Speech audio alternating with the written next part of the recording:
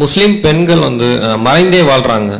So பல விஷயங்கள் இதுக்கு முன்னாடி வந்தப்போ எல்லாருமே வந்து கண்டிப்பா பர்தா போட்டு இருக்கணும் அப்படின்னு சொல்லி கட்டாயப்படுத்துறாங்க அப்படின்ற மாதிரி விஷயம்லாம் வரும்போது ஏன் மக்கள் வந்து மறைந்து வாழ்றாங்க அப்படின்றத தெரிஞ்சுக்கணும். சரி, இது வந்து முஸ்லீம் அந்த இதுல குரான்ல வந்து சொல்லியிருக்கா, இதை பத்தி சொல்லியிருக்காங்களா அப்படின்ற விஷயம். சரி, அதாவது முஸ்லிம் பெண்கள் வந்து மற்ற மதத்து பெண்களை போன்று சமூகத்தில் பல பணிகளில் ஈடுபடுவதும் முனைப்போடு செயல்படுவதும் முன் வருவதும் கிடையாது. அவங்க மறைந்தே வாழ்கிறார்கள். அவர்களுடைய வந்து உடல் தன்னுடைய முகத்தை தவிர மற்ற எந்த பகுதியும் தெரியாத அளவிற்கு ஆடைகளும் ஃபர்தா என்ற சட்டம் போட்டு இறுக்கி வைக்கப்பட்டிருக்குது. இதனால இஸ்லாம் வந்து பெண்ணுரிமையை வந்து நசுக்கக்கூடிய வகையில இருக்குதுங்கிற மாதிரியான ஒரு விமர்சனம் வருது. அதுக்கு என்ன விளக்கம்னு கேட்குறாங்க. பொதுவாக ஆடை விஷயத்துல நீங்க இஸ்லாமிய சட்டத்தை பார்ப்பீர்களானால் இஸ்லாம் சொல்லக்கூடிய தத்துவம் வந்து மனித குலத்தை படைத்த இறைவனால் சொல்லப்படுகிற தத்துவம். ஆண் எப்படி இருக்க வேண்டும், பெண் எப்படி இருக்க வேண்டும் என்பதை படைத்த இறைவனுக்குத்தான் எப்படி இருந்தால் சரியாக இருக்கும் என்பது சொல்லித்தர முடியும். ஒரு தாய்க்கு தான் வந்து பிள்ளை எப்படி இருக்க வேண்டும், இப்படி இரு அப்படி இருங்கிறது தாயினுடைய சுபாவத்தில். அந்த குழந்தை பருவத்தில் எந்த உணவு கொடுத்தா உடம்புக்கு நல்லா இருக்கும், ஆரோக்கியமா இருக்கும், எந்த உணவு கொடுத்தா டக்குன்னு பலகீனம் ஆயிரும் என்பது தாய்க்கு தெரியும். அந்த வகையில படைத்த இறைவன் வந்து அதைவிட அதிகம் அறிந்தவனாக இருக்கிற காரணத்தினால் ஆணுக்கென்று சில ஆடை சட்டங்களையும் பெண்ணுக்கென்று சில ஆடை சட்டங்களையும் வழங்கி இருக்கின்றான். ஏன்னு கேட்டா அப்படி படைக்கப்பட்ட தன்மையும் வேறாக இருக்கிறது. ஒரு ஆம்பளை வந்து சட்டை இல்லாம நடுரோட்ல ஒரு மணி நேரத்துக்கு நிக்கிறான்னு சொன்னா அதனால உலகத்துல எந்த விதமான சமூக மாற்றங்கள் ஏற்பட போறது இல்லை. கிறுக்கேன் அப்படின்னு போயிட்டே இருப்பாங்க, அவ்வளவுதான். ஆனால் வந்து ஒரு பெண் அந்த நிலையில இருக்க முடியுமா? இருக்க முடியாது. அப்போ காரணம் என்னன்னு கேட்டா ஆண்களை விட சற்று வித்தியாசமான முறையில் ஒரு ஈர்ப்புத்தன்மை கொண்ட அளவில் பெண்கள் படைக்கப்பட்டிருக்கிறார்கள். அப்படி படைக்கப்பட்டிருக்கிற காரணத்தினால இஸ்லாம் ஆண்களை விட சற்று அதிகமாக, மொத்தமா இல்ல சற்று அதிகமாக ஆடை அணிகலன்களை பெண்கள் அணிவித்துக் கொள்ள வேண்டும் என்று சொல்கிறது. ஏன்னா இந்த உலகத்துல பெண்கள் ஈர்க்கப்படுகிறார்கள் என்பதற்குத்தான், கவனிக்கப்படுகிறார்கள் என்பதற்குத்தான், பெண்மோகம் அதிகம் இருக்கிறது காரணத்தை வைத்துத்தான் இன்னைக்கு உலகத்துல பெண்களை கேவலப்படுத்தி கொண்டிருக்கிறார்கள். ஆனால் இந்த உடலை மூடி நடந்து செல்வதை கேவலமாகவும் கொடுமையாகவும் நினைத்து கொண்டிருக்கிறார்கள். ஆனால் அந்த மூடிய அந்த உடலை, அந்த அழகு பதுமையை வந்து இவர்கள் திறக்க வைத்து மோகப் பொருளாக போகப் பொருளாக ஆக்கியிருப்பதுதான் பெண் கொடுமையை தவிர இதுதான் பெண் உரிமைக்கு எதிரானது. ஏன்னு கேட்டா இன்னைக்கு நம்ம நாட்டில் விளம்பரங்களை பாருங்க, பெண்களுக்கு எதிரான பல கொடுமைகளை பற்றி எல்லாம் விவரிக்கிறாங்க. எந்த அளவிற்கு விவரிக்கிறாங்கன்னா, சமீபத்தில் டெல்லியில ஒரு மாணவி கற்பழித்து கொலை செய்யப்பட்டிருக்கிறாங்களே, அந்த கற்பழிப்புக்கு ஆளாக்கப்பட்ட பெண்ணுடைய கொடுமையை எதிர்த்து கடுமையான ஊர்வலம் நடக்குது, ஆர்ப்பாட்டம் நடக்குது. அந்த ஆர்ப்பாட்டத்தை வந்து பேரணி எல்லாம் அந்த காட்சிகளை பிரமித்து அதை விளக்கி சொல்லக்கூடிய நேரத்தில் அந்த ஆர்ப்பாட்டத்தில் கலந்து கொண்ட ஒரு பெண்மணி ஒரு பனியன் போட்டிருக்கிறாங்க. அந்த பனியன்ல வருது மை பாடி மை ரைட்ஸ், என் உடம்பு என் உரிமைன்னு எழுதியிருக்கிறாங்க. இந்த மாதிரி போட்டால் கற்பழிக்க தூண்டுமா தூண்டாதா? இது பெண்ணுரிமைக்கு பாதுகாப்பா இது அல்லது எதிரானதா? யோசிச்சு பாருங்க. இதை யாரு ஒரு பெண்மணி வாசிக்கிறாங்க? 2 நாள் ஆகிவிட்டது, 3 நாள் ஆகிவிட்டது, பிரச்சாரங்கள் கடுமையாகிவிட்டது, பேரணிகள் மத்திய அரசின் காதுகளை உடைத்துக் கொண்டிருக்கிறது. சோனியா அவர்கள் இதுவரைக்கும் மௌனமாக இருந்து கொண்டிருக்கிறார்கள், மக்களுடைய கொதிப்பை சிந்திக்க உணர தவறுகிறார்கள்ங்கிற மாதிரி வேகமா சொல்லிக்கிட்டு இருக்கும் போது இந்த அம்மாவுடைய இந்த பேட்டி சொல்லிக் கொண்டிருக்கக்கூடிய இந்த செய்தியாளருடைய ஆடை அரைகுறையா இருக்குது. இப்ப கேமராமேன் எந்த நிலையில நம்ம எடுத்துக்கிட்டு இருக்கிறான், உலகத்துல எப்படி பரவிக்கிட்டு இருக்குது என்பது கூட உணராத அளவிற்கு அந்த டிவிக்காரன் யார போடுறான், இந்த பப்ளிசிட்டி ஆக்குற விஷயத்த ஒரு ஆணை வைத்து அந்த செய்தி போடல, கற்பழிக்கப்பட்டு விட்டார்கள் யார் சொல்ல வைக்கிறான். இதை ஒரு பெண் சொன்னாங்கன்னா, அது பெண் இந்த மாதிரி ஆடை போட்டு சொன்னா இந்த டிவியுடைய வியூவர்ஸ் அதிகமாவார்கள் என்று நினைக்கிறார்கள். ஆனால் பெண்கள் போக பொருளா ஆக்கப்பட்டிருக்கிறாங்க. எந்த அளவுக்குன்னா ஒரு சேவிங் செட்டு விளம்பரத்துக்கு ஆம்பளை தான் தேவை.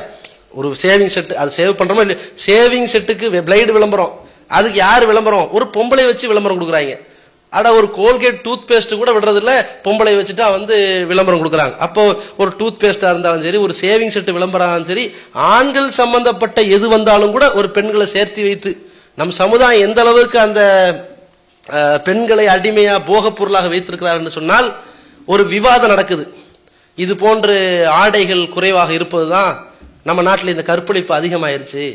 காரசாரமான விவாதமே எதுக்கு? ஆடைகள் குறைவா இருக்குங்கிறத விவாதமே. அதுக்கு எதிர்கருத்து வருது. சரி, ஆடை குறைவுதாங்கிறது காரணம் சரிதான். அதே நேரத்தில் இன்னொருமா பெண்கள் வந்து ஊர் சுத்தி திரிகிறாங்கல்ல, தவறான முறையில் பேசுறாங்கல்ல, பேச்சுக்கெல்லாம் அடி பண்ணிக்கிறாங்கல்ல, அதுதான் காரணமா இருக்குதுன்னு இப்படி இன்னொரு பெண்மணி பதில் சொல்றாங்க, இதுல வந்து பாய் ஃப்ரெண்ட்ஸ் கேர்ள் ஃப்ரெண்ட்ஸுங்கிறத சொல்லி இந்த இளைஞர்கள் நாசமாக்கிட்டு இருக்கிறாங்க அப்படின்னு சொல்லி காரசாரமா விவாதம் நடந்துட்டு இருக்குது. விவாதத்தின் நடுவர் இருக்காரு, நடுவர்ல கண்காணிப்பாளர், அவர் கோஆர்டினேட்டர் செய்யறாரு, நிறுத்துங்க சிறிய விளம்பர இடைவேளைக்கு பிறகு நிகழ்ச்சி தொடருங்கிறாரு. விளம்பர இடைவேளை என்ன? கண்ணா லட்டு தின்ன ஆசையான்னு ஒரு விளம்பரம் போடுறாங்க. அது என்ன? ஒரு பொம்பளை கேவலப்படுத்தி ஒரு பொம்பளை நிக்க வச்சு 2 ரூபா மிட்டாய்க்கு விளம்பரம் கொடுக்கறான். லட்டு தின்ன ஆசையான்னு சொல்லும் போது அது இன்னொரு பொம்பளை நிக்கிறான். 2 லட்டு தின்ன ஆசையாங்கும் போது எப்படி உண்டாக்குறாங்க? பெண் அடிமையை, அதாவது இந்த மாதிரி ஆபாசத்தை ஒழிக்கிறாங்களாம். ஒழிக்கிறதுக்கு தான் விவாதம் நடந்துகிட்டு இருக்குது. விவாதத்துக்கு ஊடால இடையில வரக்கூடிய விளம்பரத்தை பார்த்தா பெண்ணை இன்னும் போட்டு அடிமைப்படுத்தி உரிமையை நாசமாக்குற அளவுக்கு இருந்துச்சுன்னா, மீடியாக்கள் எந்த அளவுக்கு பெண்களை போக பொருளா பயன்படுத்துறான். ஏன் அப்படி பயன்படுத்துறான்னா, ஆண்களுடைய பார்வையிலும் அவருடைய உடல் தோற்றத்து எந்த கவர்ச்சி கிடையாது. பெண்களுடைய உடல் தோற்றத்தை மக்களுக்கு காட்டினால்தான் கவர்ச்சி என்பதை உணர்ந்து செய்யறான். அப்ப இஸ்லாம் என்ன சொல்லுதுன்னா, எதை கவர்ச்சியா இருக்குதோ அது யாருக்கு காட்டப்பட வேண்டும் என்றால் தன் கணவனுக்கு காட்டப்பட வேண்டும். தன்னுடைய அறையில் காட்டப்பட வேண்டிய விஷயத்தை உலகத்தில் அம்பலத்தில் காட்டிவிட்டார்களே ஆனால் அதனால் என்ன பயன்? இந்த குடும்பம் நாசமா போறதான் பயன், வேற ஒண்ணுமே கிடையாது. அப்ப நாசமா போகக்கூடிய குடும்பத்திற்கா நம்ம வந்து உருவாக்கப்படுறோம். அப்ப நம்ம ஒரு கண்ணியமான ஒரு சமுதாயத்தை உருவாக்க வேண்டும் என்று சொன்னால், இன்னைக்கு வந்து நம்ம இஸ்லாமிய மார்க்கம் சொன்னது உங்க முகத்தையும் உங்க கை மணிக்கட்டையும் தவிர மற்றது எல்லாம் மறைச்சிருங்க, பெண்கள் அப்படி இருந்தீங்கன்னா தான் அதான் உங்களுக்கு பரிசுத்தமானது என்று இஸ்லாம் சொல்லுது. அப்ப இஸ்லாம் சொல்லும்போது என்ன சொன்னாங்க? இது வந்து ரொம்ப கொடுமையா சொல்லப்படுதுன்னு சொன்னாங்க. இது நம்ம மட்டும் சொல்ற புது தகவலா? இது இன்றைக்கு அதை உணர்ந்தவர்கள், பெண்கள் வந்து தன்னுடைய ஆடையில் அரைகுறையா இருப்பதால் தான் இவ்வளவு பிரச்சனைகள் வருகிறது என்பதை உணர்ந்தவர்கள் எந்த அளவுக்கு பேட்டி கொடுக்குறாங்கன்னா, மதுரையில இருக்கக்கூடிய ஆதீனம், அந்த பீடாதிபதியில் இருக்கக்கூடிய மதுரை ஆதீனம் அவர்கள் பேட்டி எடுக்கிறாங்க. இந்த டெல்லி கற்பழிப்பு சம்பவத்தில் உங்க பதில் என்ன அப்படின்னு கேட்கிறாங்க. அவரு சொல்றாரு, பெண்கள் வந்து இன்றைக்கு முஸ்லிம் சமுதாய பெண்கள் அதிகமாக இந்த கற்பழிப்பு போன்ற கொடுமைகளில் தள்ளப்படாமல் இருப்பதற்கு காரணம் அவர்களுடைய ஆடை இப்படி இருப்பதுதான். எனவே இப்படி இருந்தா எல்லாம் சரியாயிருந்த உடனே மாதர் சங்கம் ஆதீனம் அவர்களுக்கு எதிராக ஒரு ஆர்ப்பாட்டம் செய்யறாங்க. பெரிய அளவில் இல்ல, ஒரு 20 பேர் சேர்ந்துக்கிட்டு. ஆனா இதே மாதர் சங்கம் தான் என்ன பண்றாங்கன்னா, அந்த ஆபாச பட சூரொட்டிகள் இருக்கு இல்லையா, அந்த காளை காட்சி அந்த காட்சின்னு போட்டு, இப்ப காளை காட்சியில முடிஞ்சிருச்சு.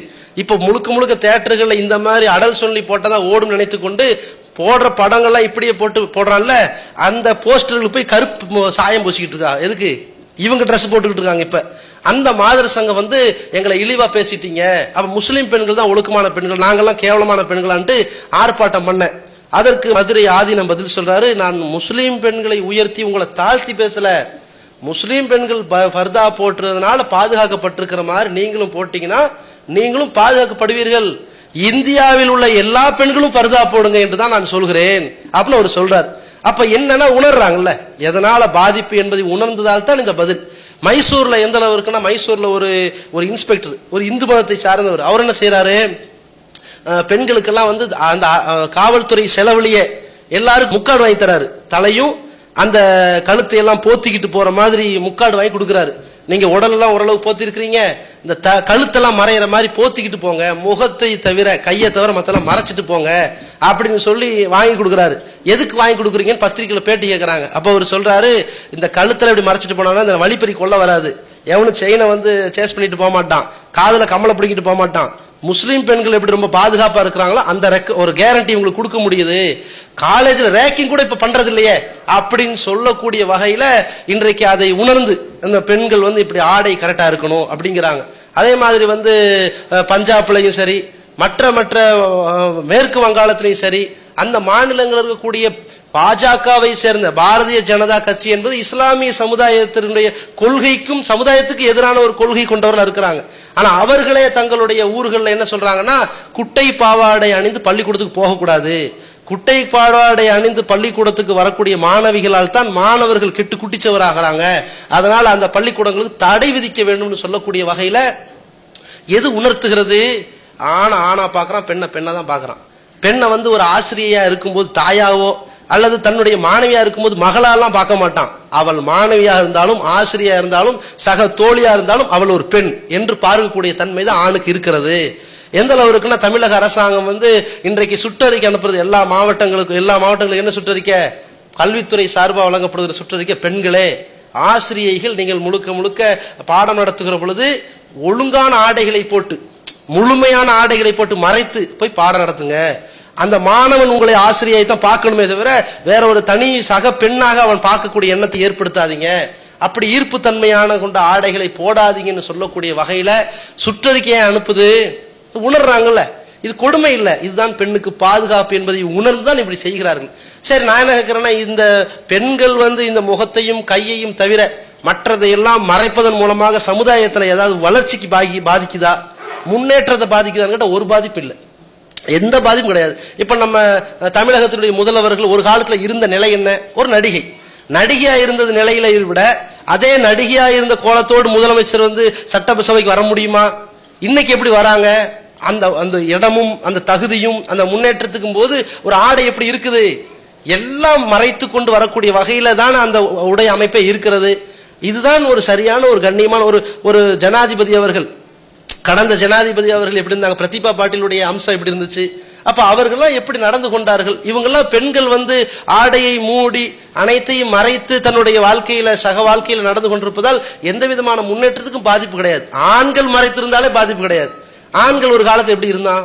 சும்மா அரை டவுசர் தான். இன்னைக்கு பாண்டிச்சேரியில் அரை டவுசர் தான் போலீஸுக்கெல்லாம், கான்ஸ்டபிளுக்கெல்லாம். ஆனா ஆண்களுடைய நிலை அரை டவுசர்ல இருந்து ஃபுல் பேண்ட் ஆகி சட்டை ஆப் கையில இருந்து ஃபுல் கை ஆகி இப்ப என்ன பண்றான்? ஃபுல் கை வரைக்கும் சட்டையை போட்டுக்கிறான். காலில் சாக்ஸ் ஷூ அதையும் மூடிட்டான். இப்ப இவனுக்கு முகம் மட்டும்தான் தெரியுது. இதுலயும் இப்ப ஹெல்மெட்டையும் போட்டான், அது மூடிடுச்சு. இப்ப நம்ம நாட்டு பிரதமர் எப்படி எல்லாம் மறைச்சிட்டாரு, முகம் தெரியுது, கை மணிக்கட்டு தெரியுது. என்ன இதனால என்ன பிரச்சனை, என்ன பாதிப்பாயிடுச்சு? அவருக்கு ஒண்ணுமே ஆகல. அப்போ எப்பொழுதுமே நாம இதனால் நம் சமுதாயத்தில் முன்னேற முடியாது நினைத்திருக்க கூடாது. பெண்கள் அப்படி நினைக்கிறதால் தான் தன்னுடைய அழகை காட்டித்தான் சம்பாதிக்க வேண்டும் என்றால் அந்த பெண்களுடைய தகுதி இந்த சமுதாயத்தில் கேவலப்பட்டு போயிடும். நம்முடைய கண்ணியமும் ஒழுக்கமும் பேணப்பட வேண்டும். நாம் மதிக்கப்பட வேண்டும் என்றால், கௌரவமாக அழகான முறையில் நடக்க வேண்டும் என்றால் முகம் கைகளை தவிர மற்ற அனைத்தையும் மறைத்துக் கொள்ளுங்கள் என்று இஸ்லாம் சொல்கிறது. இது அவர்களை கொடுமைப்படுத்துவதற்கல்ல, அவர்களை காப்பதற்காக சொல்கிறது என்பதை ஒரு விஷயம் புரிந்து கொள்ள வேண்டும். ஆண்களுடைய எண்ணத்தை பாருங்க. ஒருத்தர் பொறாமப்படுறாரு, முஸ்லீம்கள் தன்னுடைய மனைவியை யாரும் பார்க்காத அளவிற்கு அவர்கள் ஆடை போடுகிறார்கள், ஆனா நம்ம மனைவிகளை எல்லாம் அவங்க பாக்குறாங்க இப்படிங்கிற ஒருத்தர் சொல்றாரு. அப்ப நம்ம சொல்றோம், யாரை பார்த்தாலும் தப்பு தான், பார்க்க தவறான முறையில் பார்க்க கூடாது. அதே நேரத்தில் உங்களுக்கு இப்படி கோபம் வருது இல்ல, நீங்களும் இப்படி வாங்கல, ஒன்றும் பிரச்சனை இல்லையே, உங்களை என்ன இதே கருப்பு ட்ரெஸ்ஸாக போட சொல்றோம்? முகம் கை மணிக்கிட்ட தவிர மற்ற எல்லாத்தையும் ஏதாவது ஒரு ட்ரெஸ்ஸை போட்டு மறைச்சுங்களேன், மறைக்கிற மாதிரி வாங்கன்னு தான் சொல்றோமே தவிர ஒரு குறிப்பிட்ட கருப்பு ட்ரெஸ்ஸை போடுங்க அல்லது சிகப்பு ட்ரெஸ்ஸை போடுங்க அல்லது ஒரு வெள்ளை ஆடை போடுங்கன்னு ஒரு யூனிஃபார்மா போட்டு விடுறோம் இல்ல. அப்ப நீங்க அதை செய்யாம நம்மளை பார்த்து பொறாமப்படுறது எந்த வகையில் நியாயம்னு சொல்லக்கூடிய வகையில இருக்கிறது. அதே மாதிரி ஆண்களும் ஒரு விஷயத்தை புரிந்து கொள்ள வேண்டும். எப்பொழுது ஒரு பெண்ணை ஆபாசமான நிலையில் ஒரு பெண்ணை பார்க்கிறாங்களோ, அந்த மாதிரி ஈர்ப்பு தன்மையாக ஒரு பெண்ணையோ ஒரு ஆபாச காட்சிகளையோ அவன் பார்க்கும் பொழுது அவனுடைய உடலில் ஆண்மை குறைவு ஏற்படும்ங்கிறது இன்னைக்கு விஞ்ஞானத்தில் சொல்றான். எந்த அளவு இருக்குன்னா, யார் ஆபாசத்தை அதிகமாக பார்த்து மூழ்கி விட்டார்களோ கூடிய விரைவில் அவன் ஆண்மை குறைவுக்கு ஆளாக்கப்பட்டு அவன் குடும்ப நறுத்தரில் நிக்கிற அளவுக்கு இவன் மாறிடுறாங்கிற அளவுல அந்த உடலில் இச்சை நீரோட அவனுடைய வாழ்க்கை முடிந்து விடுகிறது. அவனுக்கு விந்து உற்பத்தியே ஆக மாட்டேங்குதுன்னு சொல்லக்கூடிய அளவுக்கு இன்னைக்கு விஞ்ஞானம் சொல்லுது. அப்ப ஆண்களுடைய பார்வையின் மூலமாக உடலுக்கும் கேடுதான். அப்ப அந்த அளவுக்கு ஏன் பெண்கள் அப்படி நடந்து கொள்ள வேண்டும்? சாதாரணமான முறையில இந்த முகம் கை மணிக்கட்ட தவிர மற்றதெல்லாம் மறைத்து போவானால் இதுல எந்த பிரச்சனையும் கிடையாது, சமுதாயம் பாதுகாக்கப்படும் என்பதை புரிந்து கொள்ள வேண்டும். அடுத்து இன்னொரு விஷயத்தை நம்ம சொல்லிக்கிறோம், இதனால பெண்களை நம்ம மூடியெல்லாம் மறைக்கிறது கிடையாது. எல்லா சமுதாயத்திலையும் விட முஸ்லீம் சமுதாய பெண்கள் இன்றைக்கு மக்கள்கிட்ட முன் தங்களுடைய எல்லா வேலையும் செய்து கொண்டுதான் இருக்கிறார்கள். இப்ப நீங்க பாத்தீங்கன்னா எல்லா சமுதாயத்தையும் ஒரு காலத்துல எடுத்துக்கங்க, இன்னைக்கு எடுத்துக்கங்க, ஏதாவது ஒரு போராட்டங்கள் என்று இந்து சமுதாயத்திலேயோ கிறிஸ்தவ சமுதாயத்தில் இருந்தால் போராட்டங்களுக்கு வராங்களா? அதாவது மற்ற கடைகளுக்கு போறது, தெருக்களுக்கு போறது, ஷாப்பிங் போறது, சுற்றுலாக்கு போறது எல்லா மதத்தவர்கள்ட்ட இருக்குது, அதை விட்டுருங்க. போராட்டம் நடக்குது, பெண்கள் வராங்களா? வரதில்லை. ஆனா முஸ்லீம்கள் நடத்தக்கூடிய போராட்டங்களை எல்லாம் நீங்க பாருங்க, பெண்கள் தான் அதிகம் இருப்பார்கள். ஒரு இடஒதுக்கீடு முஸ்லீம்களுக்கு தங்களுடைய கல்வி வேலை வாய்ப்புல ஜீவாதார கோரிக்கையாக இடஒதுக்கீடு தேவைன்னு போராட்டம் பண்றாங்க. இந்த போராட்டம் பண்றதற்கு 5 லட்சம் ஆண்கள் இருந்தாங்கன்னா 8 லட்சம் முஸ்லீம்கள் பெண்களா தான் இருப்பாங்க. ஏன் வராங்க? சமுதாயத்தின் உரிமையை நிலைநாட்டும் விதமாக கோரிக்கை வைப்பதற்காக பெண்கள் ரோட்டில் களமிறங்கக்கூடிய வகையில் இந்த சமுதாயம் இருக்கிறது. அப்ப அந்த மாதிரியாக ஒரு சமுதாயத்தை நம்ம உண்டாக்கி இருக்கோம். இன்னைக்கு பள்ளிவாசலை நோக்கி, இப்ப கோயிலை நோக்கி ஆண்கள் பெண்கள் வராங்க, அதே மாதிரி சர்ச்சுகளை நோக்கி வராங்க. பள்ளிவாசலை நோக்கி ஆண்களும் பெண்களும் வரக்கூடிய அளவிற்கு இன்றைய சமுதாயம் முன்னேற்றம் அடைந்திருக்கிறது. நீங்க பாத்தீங்கன்னா உங்களுக்கு தெரியும், எத்தனையோ பகுதிகளில் பெண்களுக்கான சிறப்பு சொற்பொழிவு நிகழ்ச்சிகள் நம்ம நடத்துவோம். பல்லாயிரக்கணக்கான பெண்கள் கலந்து கொள்ளக்கூடிய வகையில பெண்கள் மாநாடு நடத்திக்கிட்டு இருக்கிறோம். பெண்களுக்கான கேள்வி பதில் நிகழ்ச்சிக்கென்று தனி செக்ஷன் அமைத்து கொண்டு அவர்களுக்கு தனி வார இதழ்களை வைத்து அவர்களுக்கென்ற இணையதளங்கள்ல பல்வேறு மெருகூட்டக்கூடிய அறிவுரைகளை வைத்து பெண்களுக்கென்ற பல ஏற்பாடுகளை எல்லாம் இந்த அமைப்பு செய்து கொண்டிருக்கிறது. அதனால பெண்களை முன்னுக்கு கொண்டு வரவில்லை என்பது ஒரு காலத்தில் சொல்ல முடியாத அளவுக்கு நல்ல ஒரு முன்னுக்கு வந்திருக்கிறார்கள். ஆர்ப்பாட்டங்களா இருந்தாலும் சரி, தன்னுடைய அனைத்து பிரச்சனைகளா இருந்தாலும் சரி, தேவைகளா இருந்தாலும் சரி, வந்து சந்திக்கக்கூடிய வகையில இந்த தாய்மார்கள் இன்றைக்கு முஸ்லீம் சமுதாயம் இருக்கிறது என்பதையும் உங்களுக்கு தெரிவித்துக் கொள்கிறோம். அதே நேரத்தில் இன்னொரு தகவலை பதிவு செய்து கொள்கிறோம். நீங்க இப்படி நினைச்சுக்கலாம், சில முஸ்லீம் பெண்கள் மூஞ்சியை மூடிக்கிறாங்க, அப்ப கண்ணு மட்டும் தான் தெரியுது, அந்த அளவுக்கு ரொம்ப ஓவரா செக்யூரிட்டி பண்ணிருக்கீங்களா, இது ஏன் அப்படின்னு நினைக்கலாம். அது இஸ்லாத்துல சொல்லப்படல. இது இவர்களாக தன் வசதிக்காக செய்து கொண்டிருக்கிறார்கள். ஆனா அது இஸ்லாத்துல சொல்லப்பட்டது கிடையாது. எந்த அளவுக்கு நாங்க பிரச்சாரம் செய்கிறோம் என்றால், முகத்தை மூடாதீங்க. சில பெண்கள் எதுக்கு முகத்தை மூடுறாங்கன்னா, அது 4 பேர் பார்ப்பாங்க, அதனால முகத்தை மூடணும் என்று தன்னுடைய பெற்றோர்களால் தன்னுடைய பாரம்பரிய வழக்கத்தால் சொல்லப்பட்டதனால முகத்தை மூடுவாங்க. சில பெண்கள் எதுக்கு முகத்தை மூடுவாங்கன்னா, கொஞ்சம் வயசு பெருசு மாதிரி தெரியும், தன்னுடைய கணவரோட கொஞ்சம் முதுமை மாதிரி தெரியும், அல்ல முகத்துல பார்த்தோம்னா கொஞ்சம் அவலட்சணமா இருக்கும். அப்ப மூஞ்சியை பார்த்து நல்லா யாரும் நல்லா சொல்ல மாட்டாங்க. அல்லது மூக்கு ரொம்ப பெருசா இருக்கலாம், அல்லது வாய் ரொம்ப பெருசா இருக்கலாம், அல்லது பல்லு கொஞ்சம் தள்ளிக்கிட்டு இருக்கலாம். ஒரு அவலட்சணத்தை மறைக்கிறதுக்காக சில பேர் மூஞ்சியை மூடுறாங்க. அப்படி முகத்தை மூடுறாங்களே அப்படிங்கிறதுக்காகவே அதை கண்டுக்க தேவையில்லை. நம்ம என்ன பார்த்து, சரி பாவம் ஏதாவது நோய் இருக்கு போல, அதனால மூஞ்சியை மூடுறாங்கன்னு நினைச்சு செய்யணும், நம்ம கண்டுக்காம விட்டுறணும். ஆனால் இது இஸ்லாத்தில் இப்படி முகத்தை மூட வேண்டும் என்று சட்டத்தில் இருந்து சொல்லப்பட்டது கிடையாது. அவர்கள் தங்களுடைய சாதக பாதகங்களுக்காக வேண்டி முகத்தை மூடிக்கொள்கிறார்கள். அது இஸ்லாத்துக்கு அதுக்கு சம்பந்தம் கிடையாது. இஸ்லாமிய சட்டம் என்னன்னா, முகத்தையும் கை மணிக்கட்டையும் தவிர மற்ற அனைத்தையும் மூட வேண்டும், இதுதான் சட்டம். அந்த அடிப்படையில் இருந்தால் அது அனைத்து பெண் இனத்திற்கும் பாதுகாப்பா இருக்கும்.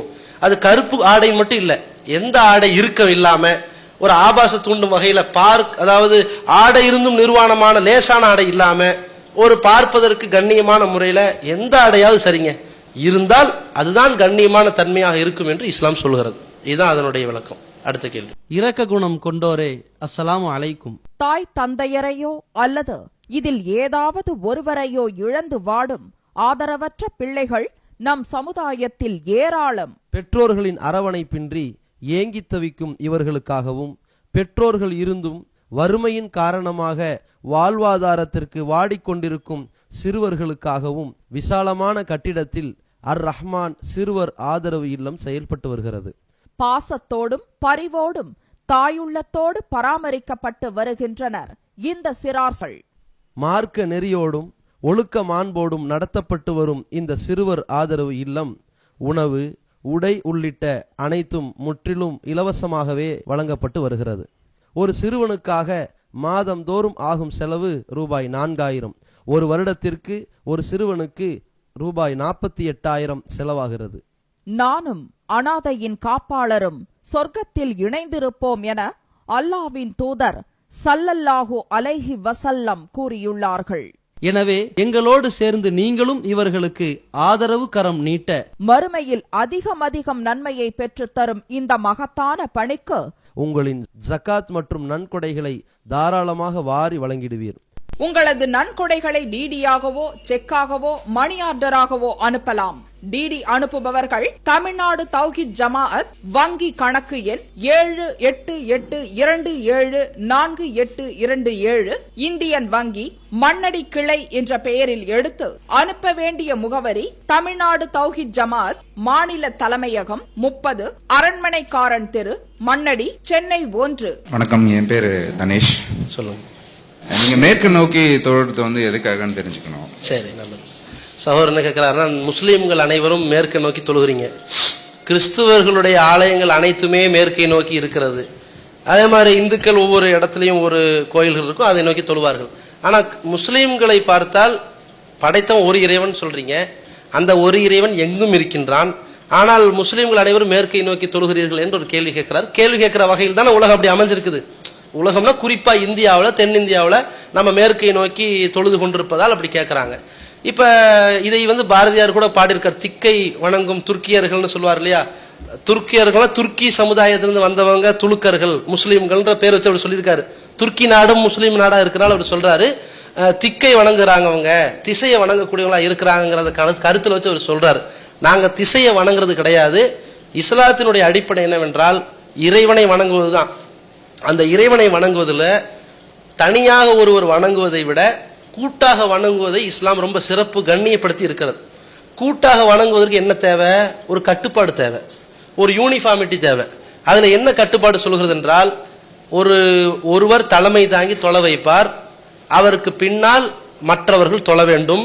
அப்படி தொழுகிற பொழுது இதனால் ஏற்படுகிற சிறப்பு என்னவென்றால், என்னோடு தொழக்கூடியவன், எனக்கு முன்னால் தொழுபவன், எனக்கு பின்னால் தொழுபவன், பள்ளிவாசல் நான் வந்தா 1 மணிக்கு தொழுகை இருக்குதுன்னு சொன்னா, நான் 1:05க்கு லேட்டா வந்தா, நான் எவ்வளவு பெரிய கோடீஸ்வரனா இருந்தாலும் பின்னாடி தான் நிக்கணும். என்னை விட எவ்வளவு பெரிய ஏழையா இருந்தாலும் கடவுளை வணங்கக்கூடிய முன்னாடி வந்துட்டு அவன் முன்னாடி. யாருக்கு முந்தினார்களோ அவர்களுக்கு தான் அந்த பணி ஒரு பயன் கிடைக்கும்ங்கிற அடிப்படையில இஸ்லாம் ஒரு கொள்கையை வகுத்திருக்கிறது. இப்பொழுது ஒரு மிக தாழ்ந்த ஒரு குலத்திலிருந்து ஒருத்தர் இஸ்லாத்துக்கு வந்திருக்காரு, நான் ஒரு உயர்ந்த குலத்திலிருந்து இஸ்லாத்துக்கு வந்திருக்காரு, இருக்கட்டுமே. மிக தாழ்ந்த குலத்திலிருந்து ஒரு இஸ்லாத்துக்கு வந்தவராக இருந்து அவர் எனக்கு முன்னாடி அவர் தொழுது கொண்டிருப்பார். ஆனால் அவர் இறைவனுக்கு சிரமணிந்து கொண்டிருக்கிற நேரத்துல நானும் இறைவனுக்கு சிரமணியும் போது என் தலை அவர் காலுக்கு இந்த பக்கம் இருக்கும். என் மனசுல என்ன உணர்வு வராது? இவருக்கு பின்னா நம்ம நிக்கிறோமே, இந்த உணர்வு வரவே வராது. என் கூட இருந்தாலும் வராது, முன்னாடி இருந்தாலும் வராது, பின்னாடி. இப்ப என்ன வரும்? எந்த விதமான கருத்து வேறுபாடு வராது. நம்ம எல்லாரும் ஆதமுடைய மக்கள். அதுக்குள்ள என்ன மொழி வேறுபாடு, இன வேறுபாடு, நிற வேறுபாடு. இன்னும் சொல்ல போனா நீங்க சவுதி மக்கா சேனல்லாம் நீங்க அரபியில நீங்க பார்த்திருப்பீங்க டிவியில. ஒட்டுமொத்த உலகத்துல உள்ள பல மொழிகளையும் பல நிறங்களையும் பல வகைகளிலும் பல கோத்திரங்களையும் வாழுகிற சமுதாயம் எல்லாம் இறைவனை வணங்குவதற்காக அந்த சவுதி அரேபியாவில் மக்காங்கிற ஊர்ல இருக்கிற அந்த முதல் இறையில இருக்கு இல்லையா, அதை நோக்கி வந்து தொழுவார்கள். அதை நோக்கி ஹஜ் செய்ய போனார்கள்னா எல்லா குலத்தை சார்ந்தவர்கள் இருப்பாங்க, எந்த வேற்றுப்பாடு இருக்காது, எந்த ஏற்றத்தாலும் இருக்காது, யார் வேணாலும் இறைவனை வந்து தொழுகலாம். இந்த விஷயத்துல எந்த விதமான நிற மொழி ரீதியான வேறுபாடு இல்லாமல் ஒரு தீண்டாமையை ஒழிக்கின்ற ஒரு சங்கமம், ஒரு சமத்துவ சங்கமத்தை நீங்க பார்க்கலாம். அதற்கு தான் இந்த கூட்டு தொழுகையை இஸ்லாம் ஏற்படுத்தி கொடுத்திருக்குது. அப்படி கூட்டு தொழுகை ஏற்படுத்தும் போது ஒருத்தர் அந்த திசையை பார்த்து தொழு, ஒருத்தர் இந்த திசையை பார்த்து தொழு, ஒருத்தர் இப்படி பார்த்து தொழுன்னா ஒரு யூனிஃபார்ம் கிடைக்குமா? கிடைக்காது. ஒரே திசையை பார்த்து தொழுகணும். அப்ப நீங்க நினைக்கலாம், அப்படின்னா எல்லாரும் கிழக்க பார்த்து ஒரு தொழ வேண்டியதானே, அடுத்து தெற்க பார்த்து தொழ வேண்டியதான் நீங்க நினைக்கலாம். இஸ்லாம் என்ன சொல்லுதுன்னா, அந்த கட்டுப்பாடு தன்மை எப்படி வைத்திருக்குன்னா, உலகத்திலேயே இறைவனை வணங்குவதற்காக முதல் எந்த இறை இல்லம் கட்டப்பட்டதோ அதுதான் காபத்துல்லா என்று சொல்வார்கள். அதாவது சவுதி அரேபியா என்கிற நாட்டில் மக்கா என்கிற ஊரில் உள்ள காபத்துல்லா. இன்னைக்கு நீங்க பாப்பீங்க, டிவியில பார்த்திருப்பீங்க, பெரிய பெரிய வரைபடத்துல பார்த்திருப்பீங்க. அது ஒரு சின்ன பொட்டி கிடையாது, கிட்டத்தட்ட ஒரு 20க்கு 20 உயரத்துல பாத்தீங்கன்னா 60க்கு மேற்பட்ட அடி கொண்ட அளவுல உள்ள ஒரு பெரிய ஒரு கட்டிடம். அந்த கட்டிடத்துல இந்த உலகத்தில் முதலில் படைக்கப்பட்ட ஆதம் என்கிற ஆதிபிதா, அந்த ஆதிபிதாவால் கட்டப்பட்ட ஒரு இறை இல்லம். அதற்கு பிறகு மக்களுக்கு உள்ள தொழுது கொண்டிருந்தார்கள். மக்களுடைய அந்த வருகையும் அந்த கூட்ட நெரிசலின் காரணமாக அந்த கட்டிடத்தை சுத்தி தொழுக ஆரம்பிச்சிருக்கிறாங்க. இது இறை கட்டளையின் அடிப்படையில் எப்படி சொல்றாங்க, அந்த இறை இல்லத்தை சுற்றி தொழுவார்கள்.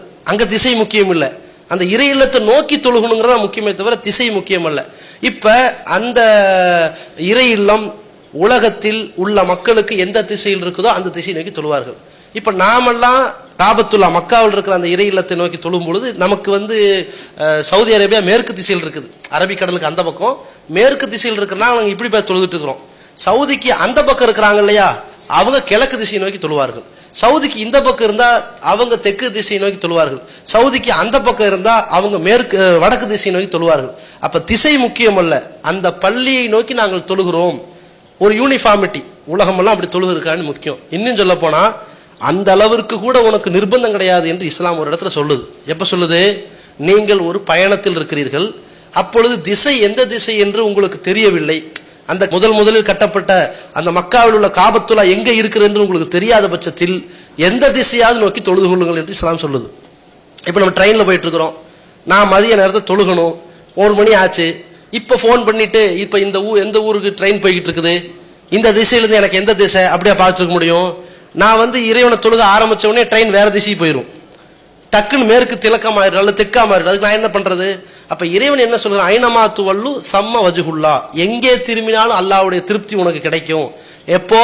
நீ பயணத்தில் இருக்கும் பொழுது அந்த பள்ளி எங்க இருக்குன்னு நீ தேட தேவையில்லை, நீ ஊரில் இருக்கும் போது அந்த பள்ளியினுடைய இடத்தை நோக்கி தொழு. ஆனால் நீ எந்த ஊரில் இருந்தாலும் பயணத்தில் இருந்து கொண்டிருக்கும் போது அந்த பள்ளி எங்க இருக்கு என்று உனக்கு தெரிய முடியாது. எனவே நீ எந்த திசையை நோக்கி வேணாலும் தொழுகலாம் என்று இஸ்லாம் சொல்லுது.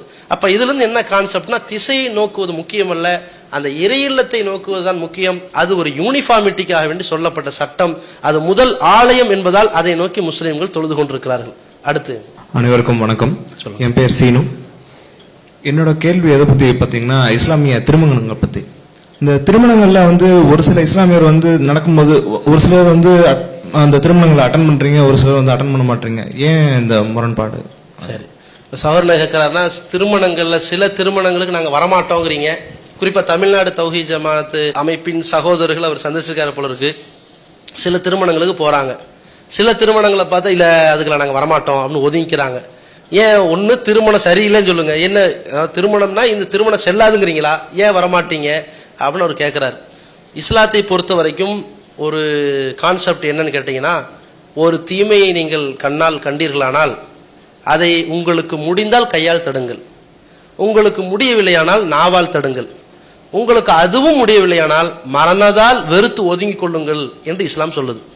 அப்ப நம்ம இப்போ ஒருத்தர் புகைப்பிடிக்கிறாரு, புகைப்பிடிக்கிறவரை பிடிக்காதப்போ அப்படின்னு தட்டுற அளவுக்கு நமக்கு வயசு இல்லை, அல்லது அந்த அளவுக்கு நிலையும் இல்லை. அப்படி தட்டினா அவர் போய் கம்ப்ளைண்ட் கொடுப்பார் போலீஸ்ல. அப்படிப்பட்ட சூழலும் இல்லை. இப்ப நம்ம என்ன செய்யலாம்? நாவால சொல்லலாம், எப்பா பிடிக்காத, இப்படி நீ விடுறதுனால உனக்கும் உடலுக்கு கேடு, எனக்கும் உடலுக்கு கேடு, இது ரொம்ப பெரிய பாதிப்பை ஏற்படுத்தும், பொருளாதார வீழ்ச்சி, உன்னுடைய உடலை நாசமாக்கிறோம் என்று எவ்வளவோ சொல்லி பார்க்கிறோம். நாவல சொல்லியும் கேட்கல, அல்லது நாவல சொல்லவும் முடியல, சொன்னா அவர் ஏத்துக்க மாட்டேங்கிறாரு. இப்ப நம்ம அங்கே நின்றுட்டு இது என்ன வில்ஸா அல்லது கோல்டு பிளாக்கா என்று கேட்டு இருக்கிற நியாயமா? ஒதுங்கி வரணும். அப்ப அவர் என்ன பார்ப்பாரு, இவரே நம்ம கூட இத்தனை நேரம் பேசினா டக்குன்னு ஒதுங்குறாரு, ஓ இப்படி புகை பிடிக்க பிடிக்கல, இனிமேல் இவர் இருக்கும் போதாவது நம்ம திருத்திக்குவோமே, கொஞ்சம் மாறி வருவார்ல. அவரை கொஞ்சமாவது சீர்திருத்துவதும் சீர்தூக்கி பார்ப்பதற்கும் எது உதவும் என்றால் நம்முடைய புறக்கணிப்பு உதவும். இந்த சமுதாயத்துல பாவமான காரியங்கள் வளர்ந்ததுக்கே என்ன காரணம்? மக்களுடைய புறக்கணிப்பு இல்லாமல் இருக்கிறதா காரணம். இப்ப மக்கள் நீங்க எல்லாம் வரதட்சணை வாங்க தூண்டுறீங்கன்னு சொல்லல, நீங்க தூண்டாம தான் இருந்தீங்க. ஆனா வரதட்சணை வாங்கியவர்களை எந்த வகையில் எதிர்த்தீர்கள்? நாமெல்லாம் வரதட்சணை வாங்குறவங்களை எப்படி எதிர்க்கிறோம்? வரதட்சணை எவ்வளவு பெரிய கொடுமை. அந்த பிள்ளைகிட்ட இருந்து எந்த அடிப்படையில இவன் பணம் வாங்குறான், நகை வாங்குறான், சீதனம் வாங்குறான், அந்த பொருளாதாரத்தை வாங்குறான், வாங்கக்கூடிய நேரத்துல இவ்வளோத்தையும் வாங்குறான். ஆனா இந்த பெண் தான் இவனுக்காக எல்லாத்தையும் செய்யறான். திருமணம் ஆனதுக்கு பிறகு 10 மாசம் சுமந்து இவன் ஒரு ஆம்பளை என்பதை இவனுக்கு ஒரு இன்சியலை கொடுத்து பேர் வாங்கி கொடுக்குறான்னு, அதுக்கு இந்த தாயுடைய உழைப்பு தான் காரணம். பிரசவங்கிற பேர்ல மீண்டும் சவமாயிட்டு பிறக்கிறாளே, அந்த அளவுக்கு ஒரு தியாகம் பண்றா. அந்த குழந்தையை நல்ல முறையில் வளர்க்கிறா, 2 ஆண்டுகள் பால் ஊற்றா, நல்ல முறையில் சீராட்டி பெரிய ஆளாக்குறா. இவ்வளவு பெரிய தியாகத்தை இந்த தாய் செய்யறா. தன்னுடைய தாய் வீட்டிலிருந்து வந்திருக்கிறா. தன் தாய் பாசம், தந்தை பாசம், சகோதர சகோதரிகளின் பாச நேசத்தையெல்லாம் விட்டுட்டு தன்னுடைய மாமியாரையும் மாமனாரையும் தன்னுடைய தகப்பன் ஸ்தானத்தில் வைத்து பார்த்து கொண்டிருக்கிறாள். தன்னுடைய நாத்தனார்களை எல்லாம் தன்னுடைய சகோதரிகள் ஸ்தானத்துல பார்த்து கொண்டு வாழ்றான்னு சொன்னா, அப்படிப்பட்ட இவ்வளவு பெரிய தியாகத்திற்கு ஒரு செம்மலா இருக்கக்கூடியவளுக்கு இவன் தான் கொடுத்து திருமணம் முடிக்கணும். ஆனா இவன் என்ன செய்யறான்? வாங்கி திருமணம் முடிக்கிறான். எந்த அளவுக்குன்னா, ஒரு கவிஞர் கூட சொல்லுவார், பல்லை காட்டி பணத்தை வாங்கி படுக்கைக்கு அழைப்பவள் விபச்சாரி என்று சொன்னால், படிப்பை காட்டி பணத்தை வாங்கி படுக்கைக்கு செல்லக்கூடிய நீ யார் அப்படின்னு கேட்கிறார். இதான் அவன் தான் இதே மாதிரி எல்லா வேலையும் செய்யக்கூடிய இவன் மட்டும் என்ன மாப்பிள்ளையாப்ப? இவன் செய்யற வேலை இதே அநியாயமா தான் இருக்கு. அப்ப இவ்வளவு பெரிய வரதட்சணையின் காரணமாக முதிர் கன்னிகள் நம்ம சமுதாயத்தில் இருக்கிறாங்க. 35 வயசு 40 வயசு ஆகி கூட திருமணம் முடிக்க முடியாம இருக்கிறாங்க. சில பேர் வழி தவறி சென்று விடுகிறார்கள். சிலர் தன்னுடைய அந்த வயோதிகத்தின் காரணமாக ஒரு பெரிய ஒரு காலத்துல ஒரு 10 பிள்ளை பெத்தா அரசனும் ஆண்டி ஆயிடுவான்னாங்க. இன்னைக்கு அப்படியே ஒரு பிள்ளை பெத்தாலே அரசன் ஆண்டி ஆயிடுவான். அந்த அளவுக்கு இருக்குது வரதட்சணை கொடுமை. அப்ப நம்முடைய பிள்ளைகளை பெற்று 4 பிள்ளையா 4 பொம்பளை பிள்ளையா, அந்த 4 பொம்பளை பிள்ளைங்க கட்டி கொடுக்கறதுக்குள்ள இவன் என்ன ஆயிடுறான்? ஓஞ்சு போயிடுறான். 2 பொம்பளை பிள்ளை, 3வது பொம்பளை குழந்தை பிறக்குது, உயிரோடு புதைக்கிறான், அல்லது கள்ளிப்பால் ஊத்தி கொலை செய்யறான். ஏன் அந்த பெண் குழந்தைய பெண் சிசு கொலை ஏன் அதிகமாக்கப்படுதுன்னு கேட்டா, இந்த மாதிரி வரதட்சணைங்கிற கொடுமையின் காரணமாக. அப்ப உலகத்தில் இருக்கிற எல்லா கொடுமைக்கும் மூலதனமா வரதட்சணை இருக்குது. வட்டிக்கு வாங்குறான், தன்னுடைய முதல் மகளை கல்யாணம் பண்ணி கொடுக்கறதுக்கு வாங்கின வட்டியை அடைக்க முடியாம குடும்பமே தற்கொலை பண்றாங்க. தற்கொலை நடப்பதும், தன்னுடைய மனைவி வீட்டிலிருந்து நமக்கு கொடுக்கப்பட்ட வரதட்சணை போதவில்லை என்பதற்காக வேண்டி இன்னொரு திருமணம் செய்வதற்காக வேண்டி தன் மனைவியை கொலை பண்றான். அதுக்காக வேண்டி ஸ்டவ் வெடிக்குதுன்னு கதை கட்டுறான். இப்படி ஸ்டவ் வெடிக்கிறதும், தற்கொலை நடக்கிறதும், வட்டிக்கு வாங்கி வீட்டெல்லாம் ரொம்ப கேவலப்பட்டு நிக்கிறதும், இந்த பிள்ளைகளை பெற்றெடுப்பதால் ஏற்படுகிற, இந்த பெண் குழந்தையினால் ஏற்படுகிற இழிவை சுமக்க முடியாமல் பெண் குழந்தைகளை சிசுவோடு கொலை செய்வதும், இந்த மாதிரியான வேலைகளை எல்லாம் எந்த அளவுக்கு நம்ம எதிர்த்துக்கிட்டு இருக்கிறோம். அட, பெண் குழந்தைகள் வயிற்றில் இருப்பது ஆணா பெண்ணா என்று எடுத்துச் சொல்வது சட்டப்படி குற்றம்னு ஆஸ்பத்திரியில் போர்டு போட்டுருக்காங்க.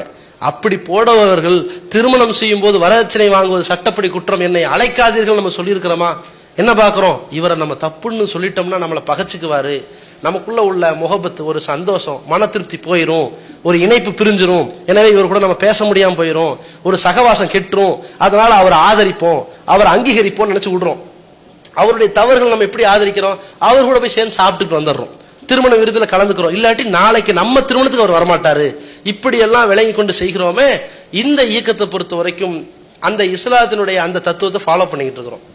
என்ன ஃபாலோ பண்ணா, 20 ஆண்டுகளுக்கு முன்னாடி இந்த தமிழ்நாடு தௌஹீத் ஜமாத் சார்பாக இந்த பிரச்சாரத்தை மக்கள்கிட்ட வைக்கிற பொழுது, வரதட்சணை வாங்குவது குற்றம், அது பாவம், அது பாவம் என்று சொல்வதோ நிறுத்திக் கொள்ளாமல், நான் வரதட்சணை இல்லாத திருமணத்தை தான் முடிப்பேன் என்கிற ஒரு உறுதியோடு இருக்கிற இளைஞர்களை பெற்று இந்த இயக்கம் உருவானது.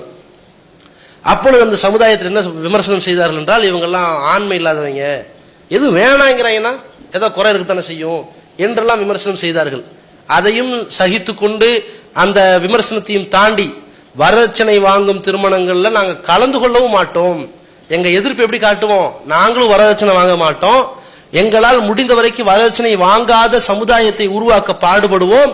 அதையும் மீறி வரதட்சணை வாங்கி ஒரு திருமணம் நடத்தப்பட்டால் தவறு என்று நாங்களே தெரிந்து கொண்டு அந்த தவறை ஆதரித்து அதில் கலந்து கொள்ள மாட்டோம்ங்கிற ஒரு உறுதிமொழியோடு இந்த அமைப்பு செயல்பட்டு கொண்டிருக்கிற காரணத்தினாலதான் இந்த அமைப்பின் நிர்வாகிகள் யாராவது வரதட்சணை திருமணத்தில் கலந்துட்டான்னு வைங்க, அன்னைக்கே சீட்டு கிழிஞ்சிரும். ஏன்னா அதோட போஸ்ட் காலி. ஏன்னா ஒரு சமுதாயத்தில் எது தப்பு என்றதை தட்டி கேட்டு அல்லது அதிலிருந்து திருத்த வேண்டிய ஒரு பொறுப்பாளராக இருந்து கொண்டு நீயே தப்பை ஆதரித்து செய்தால் உனக்கும் அந்த பொறுப்புக்கு தகுதி இல்லை என்று அவரை தூக்கி எறியக்கூடிய வகையில் இந்த அமைப்பு உருவாக்கப்பட்டிருக்கிறது. இன்னைக்கு லட்சக்கணக்கான இளைஞர்கள் உருவாக்கப்பட்டிருக்கிறாங்க. எப்படி என்றால், தமிழகத்தில் வரதட்சணை திருமணம் என்று வந்தால் அதில் இந்த இளைஞர்கள் பங்கிட மாட்டார்கள், அதில் பங்களிப்பு செய்ய மாட்டார்கள், அதில் கலந்து கொள்ள மாட்டார்கள் அளவுல இந்த சமுதாயத்தில் ஒரு புரட்சியாக நாம் ஏற்பாடு செய்து கொண்டிருக்கிறோம். இந்த சமுதாயத்தில் பெண்களும் வரதட்சணை இல்லாத முறையில் அவர்களுக்கு இஸ்லாம் சொல்லக்கூடிய வகையில், இஸ்லாம் என்ன சொல்லுகிறது என்றால், நீங்கள் மனம் முடிக்கும் பெண்களுக்கு மனக்கொடையை அள்ளி கொடுங்க, அவர்கள் என்ன மனக்கொடை வேணும்னு விரும்புறாங்களோ அவ்வளவையும் அள்ளி கொடுத்து திருமணம் முடியுங்கள்னு சொல்லக்கூடிய வகையில மனக்கொடையை கொடுத்து திருமணம் முடிக்கக்கூடிய சமுதாயத்தை உருவாக்கி கொண்டிருக்கிறோம்.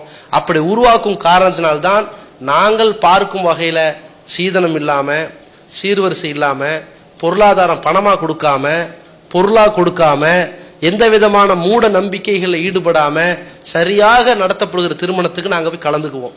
இல்லைன்னா அதை நாங்க தடுப்போம். தடுப்பது சட்டப்படி தடுக்க இயலாது. அதனால அறிவுரை மூலமாக தடுப்போம். அறிவுரை அவர்களுக்கு பலனளிக்காவிட்டால் எங்களவில் நாங்கள் தவிர்ந்து ஒதுங்கிக் கொள்வோம். ஏன்னா நாம தவிர்ந்து ஒதுங்கிக் கொள்வதாவது ஓரளவு அந்த பாவத்தை விட்டு மக்களை காப்பாற்றுமே என்பதற்காக நாங்கள் செய்யறோம். இதனால்தான் நாங்க சில திருமணங்களை புறக்கணிக்க வேண்டி இருக்கிறது. சில திருமணங்கள் நியாயமா இருக்குது, வரதட்சணை இல்ல, சீதனை இல்ல, சீர்வரிசை இல்ல, திருமணம் முடிச்சதுக்கு பிறகு மாப்பிள்ளை வீட்டாருக்கு இந்த பெண் வீட்டார் கட்டல், பீரோ, நகைங்கிற மாதிரியான எந்த விதமான இது உபசரிப்பு இல்ல, அவனுக்கு தலைப்பெருநாளுங்கிற பேர்ல எந்த விதமான ஒரு பங்களிப்பு இல்ல, கண்ணியமான முறையில் இருக்கப்படுது, நல்ல திருமணம் தான் என்று நாங்கள் உணர்கிற பொழுது அதை மக்களுக்கு ஆர்வப்படுத்தணுமா இல்லையா? பாருங்க, திருமணம்னா இப்படி பண்ணுங்க, ஆடம்பரம் இல்லாம, மக்களுக்கு சுமை கஷ்டப்படுத்தாம, மக்களுக்கு செலவு வைக்காம, அந்த பெண் வீட்டாரை கொடுமைப்படுத்தாம திருமணம்னா இப்படி இருக்கணும் என்று ஊக்கப்படுத்துவதற்காக வேண்டி அந்த திருமணத்தை நாங்கள் கலந்து கொள்கிறோம். இந்த திருமணங்களை, வரதட்சணை திருமணங்களை எதிர்ப்பதற்காக வேண்டி அதில் நாங்கள் கலந்து கொள்ளாமல் இருக்கின்றோம். அடுத்த கேள்வி. ஆக்சுவலி என் பேர் சிவகுமாருங்க. சரி, பேசிக்கா நன்மையும் தீமையும் பிறர் தர வாரா, அப்படிதான் ஒரு பேசிக் என்னோட பொறுத்த வரைக்கும் இதாக இருக்கு. இஸ்லாம் சொல்லுவது ஒரே ஒரு பிறவின்னு சொல்லுது. ஆனா குழந்தை பிறக்கும் போதே ஒரு குழந்தை ஊனமுற்றா பிறக்குது, ஒரு குழந்தை பெரிய அரண்மனையில பிறக்குது. இந்த ஏற்றத்தாழ்வு இந்து மதம் சொல்லுது, முற்பிறவி செய்த பலன் இந்த பிறவி அனுபவிக்குது. நம்ம என்ன பாவம் செஞ்சோமோ அது இப்போ நம்ம அனுபவிப்போம், இல்லைன்னா அடுத்த பிறவிகளுக்கு அனுபவிக்கிறோம். ஆனா இஸ்லாம் சொல்லுது ஒரே ஒரு பிறவி தான் இருக்கு. அப்போ அல்லாஹ்வுடைய கிருபையில அந்த குழந்தை ஊனமுற்றா பிறக்குது, அல்லாஹ் படைக்கப்பட்டதா இல்ல மனநிலை பாதிக்கப்பட்ட குழந்தை இருக்கு, அது எது நல்லது கெட்டது தெரியல. அது எப்படி சொர்க்கத்துக்கு வரும்? ஒரு மனிதன் 6 அறிவு இருந்தால்தான் அந்த சொர்க்கத்துக்கு போக முடியும். ஆனா எப்படி மனநிலை பாதிக்கப்பட்டதுன்னா தன்னால அது எப்படி பேச முடியும் அப்படின்னு அந்த குழந்தை இருக்கு. ஆனா ஆழ்ந்த ஒரு கருத்துல என்னன்னா, இந்து மதத்துல முற்பிறவியில் நம்ம செய்த பலன் இந்த பிறவியில் அனுபவிக்கிறோம் அப்படி இருக்குது. அந்த பர்த் வந்துட்டே இருக்கு. But you are saying that is only one birth. இந்த பிறவியில நாம் எவ்வளவு நன்மை செய்கிறோமோ அது நம்ம சொர்க்கத்துக்கு நம்ம போகிறோம் அப்படின்னு இருக்கு.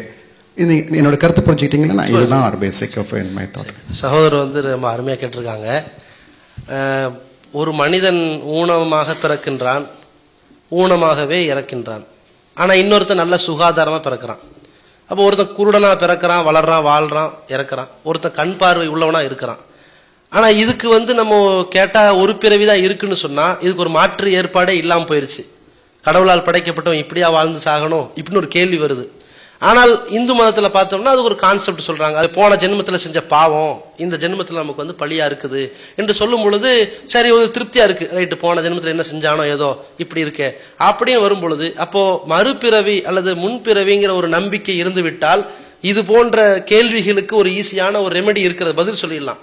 மறுபிறவின்னு ஒண்ணு இல்லாவிட்டால் இப்ப இதுக்கு என்ன கேள்வி, இதுக்கு என்ன பதில் அப்படின்னு ஒரு கேள்வி இருக்குது. இப்ப ஃபர்ஸ்ட் மறுபிறவி இருக்கா இல்லையா, அது இருப்பதற்கு சாத்தியக்கூறு உண்டா, சயின்ஸ் பூர்வமா அதுக்கு என்ன பதில் அப்படிங்கறத நம்ம தெரிந்து கொண்டு அப்ப ஒரு பிறவிதான் என்றால் இந்த ஊனப்பிறவிகளுக்கு என்ன பதில் அப்படின்னு நம்ம தெரிஞ்சுக்கலாம். இப்ப மறுபிறவியை பொறுத்த வரைக்கும் தர்க்க ரீதியாகவே நம்ம அது சாத்தியம் இல்லை என்பதை நம்ம உணரலாம். எப்படின்னு கேட்டீங்கன்னா, இன்னைக்கு நம்ம மறுபிறவியினுடைய கான்செப்ட் என்னன்னா, போன வருஷத்துல நாயாக ஒருத்தன் பிறக்கிறான், அதே நேரத்தில் ஒருத்தன் மனிதனாக பிறக்கிறான். அந்த மனிதன் அந்த நாயை கடுமையாக கொடுமைப்படுத்தி விட்டு சாகடித்து விடுகிறான். இந்த வருஷத்தில் இவன் நாயா பிறப்பான். நாயா பிறந்தவன் மனுஷனாயிருவான். அந்த நாயை அடித்து கொன்றவன் நாயாக பிறப்பான். இப்போ இந்த நாயை அவன் அடிச்சு கொள்வான். ஏன்னா போன வருஷம் அவன் நாயா பிறந்து அடி வாங்கியிருக்கிறான். இவன் அடி வாங்கிட்டு இருக்கிறான், போன வருஷம் மனுஷனா பிறந்து இந்த நாயை அடித்திருக்கிறான். இதுதான் அந்த பிறவியுடைய கான்செப்ட். இப்ப நீங்க உலக அளவு நீங்க பாருங்க, இன்னைக்கு 710 கோடி பேர் இருக்கிறாங்க. அப்போ உலக அளவுல மறுபிறவி என்ற ஒரு கான்செப்ட் செல்லுபடியாகும் என்றால், போன ஜென்மத்துல 100 கோடி இருந்தால் இன்னைக்கு 100 கோடி வரணும்.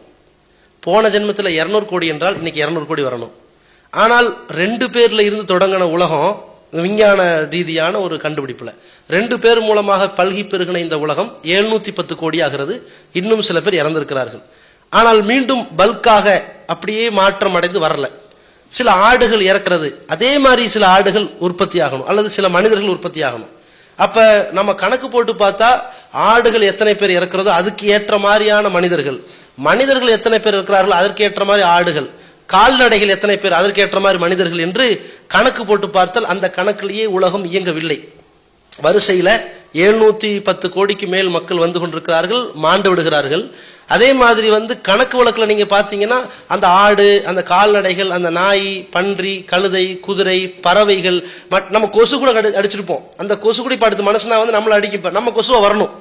அப்ப மனித குலத்தினுடைய இந்த வளர்ச்சியை நீங்கள் பார்த்தீர்கள் என்றால் கணக்கு போட்டு இத்தனை கோடி பேர் வாழ்ந்தார்கள். இப்ப இத்தனை கோடி பேருக்கு இத்தனை கோடி பேர் வரப்போகிறார்களா, அதனுடைய முடிவு காலம் என்ன? அப்ப எப்பொழுது இந்த முடிவு காலத்தில் அந்த வேற வேற ஜீவராசிகள் மனிதனாக வரப்போகிறது என்ற கணக்கில் இது நாள் வரைக்கும் அப்படி வந்திருக்க முடியுமா என்றால் இந்த மாதிரி மறுபிறவிக்கு வாய்ப்பும் சாத்தியக்கூறும் இல்லை என்றுதான் இன்னைக்கு விஞ்ஞானம் சொல்லுது. இது ஃபர்ஸ்ட் விஷயம். ரெண்டாவது விஷயம், அது நியாயமாவும் இருக்காது. எப்படின்னு கேட்டா, நான் என்ன ஒருத்தர் அடிக்கிறார், ஏன் அடிச்சீங்க, நீ நேற்று தூக்கத்தில் கெட்ட வார்த்தை பேசினாய் அதனால உன்னை அடிக்கிற அப்படிங்கிறாங்க. ஏங்க, கெட்ட வார்த்தை பேசும்போது நான் விளங்கி புத்தி சுபாவமோடு இருக்கணும். அப்பதான் நான் கெட்ட வார்த்தை பேசினது தப்புன்னு நீங்க என்ன உணர்த்துவதற்கு அடிக்கலாம். தூக்கத்துல நான் அதை உளறி இருக்கிறேன் அதுக்காண்டி இப்ப அடிக்கிறீங்க, அது எந்த வகையில நியாயம் நம்ம கேட்போமா இல்லையா? சரி, மறுபிறவி வேணாம். நான் ஒரு 7 வயசு ஒரு 5 வயசுல விவரம் தெரியாத வயசுல போடா நாயே ஒருத்தன் திட்டிருப்பேன். 25 வயசுல நல்லா இருக்கியா இங்க வா போடா நாயே அப்படின்னு திட்டுறேன். என்ன காரணம்னா, நீ 5 வயசா இருக்கும்போது என்ன திட்டினேன், அதனால நான் ஏதோ விளையாட்டுத்தனம்ல எங்க தகப்பனார் போடனேன்னு சொல்லியிருப்பாரு. திட்ட சொன்னா நான் சொல்லியிருப்பேன். இதுக்கு என்னங்க இப்ப நான் என்னங்க பாவம் பண்ணேன்? இப்ப நான் விவரம் இருந்திருக்கேன், யாரு பெரியவங்க யாரு சின்னவங்க, யாருக்கு மரியாதை கொடுக்கணும், யார்கிட்ட கண்ணியமா பேசணும், இப்பதானே எனக்கு தெரியும். தெரிஞ்ச வயசுல என்ன தண்டிங்க, தெரியாத வயசுல என்ன ஏன் தண்டிக்கிறீங்கன்னு நம்ம கேட்போமா இல்லையா? ஒரு தூக்கத்துல இருந்து செய்யப்பட்ட குற்றத்தை ஏற்றுக்கொள்ள மறுக்கிறோம். அதே மாதிரி ஒரு சிறுமையில ஒரு விவரம் அறியாத வயசுல செய்த குற்றத்துக்கு தண்டிக்கப்பட்டால் நம்ம மறுக்கிறோம். ஆனால் என்னுடைய பிறவி, நான் கடந்த பிறவியில நான் ஆடாகத்தான் பிறந்தேன், என் கழுத்தை அறுத்துட்டாங்க என்று நான் இந்த பிறவியில என்ன நான் மீண்டும் மனிதனாக அடுத்து ஒருத்தனை போன பிறவில மனிதனாக பிறந்தவன் இந்த பிறவில ஆடா வந்து உன்னை ஏன் அறுக்கிறேன் தெரியுமா, நீ போன பிறவில மறுசு நான் வந்திருக்கேன்னா அது எந்த வகையில நியாயம்? போன பிறவில் நான் என்னவா இருந்தேன்னு எனக்கே தெரியாதே. ஆனா தூங்கி எந்திரிச்சவனை தண்டிக்கிறதே அநியாயம் வரும் பொழுது, தூக்கத்தில் செய்த குற்றங்களை தண்டிப்பது அநியாயம் என்று வரும் பொழுது, போன பிறவியில் இவ்வாறு செய்தாய் எனவே அதற்கு இந்த தண்டனை. அப்படித்தான் பழிபாவம் நடக்கிறது என்று வந்தால் நிலைமை என்ன? இப்போ உதாரணத்துக்கு இப்படி வைத்துக் கொள்வோமே, வந்து 5000 பேர் சேர்ந்து கொண்டு என்ன செய்யறாங்க, ஒரு பயணத்தில் இருக்கிறாங்க, அல்லது ஒரு 1000 பேர் வந்து ஒரு ட்ரெயின்ல பயணிச்சுக்கிட்டு இருக்கிறாங்க. ஒருத்தர் குண்டு வச்சு அழிச்சிட்டான், சரியா? குண்டு வச்சு அழிச்சவன் இப்ப நம்ம என்ன நினைக்கணும்? இப்ப ஆறுதல் படுத்துவதற்கு என்ன சொல்லணும்?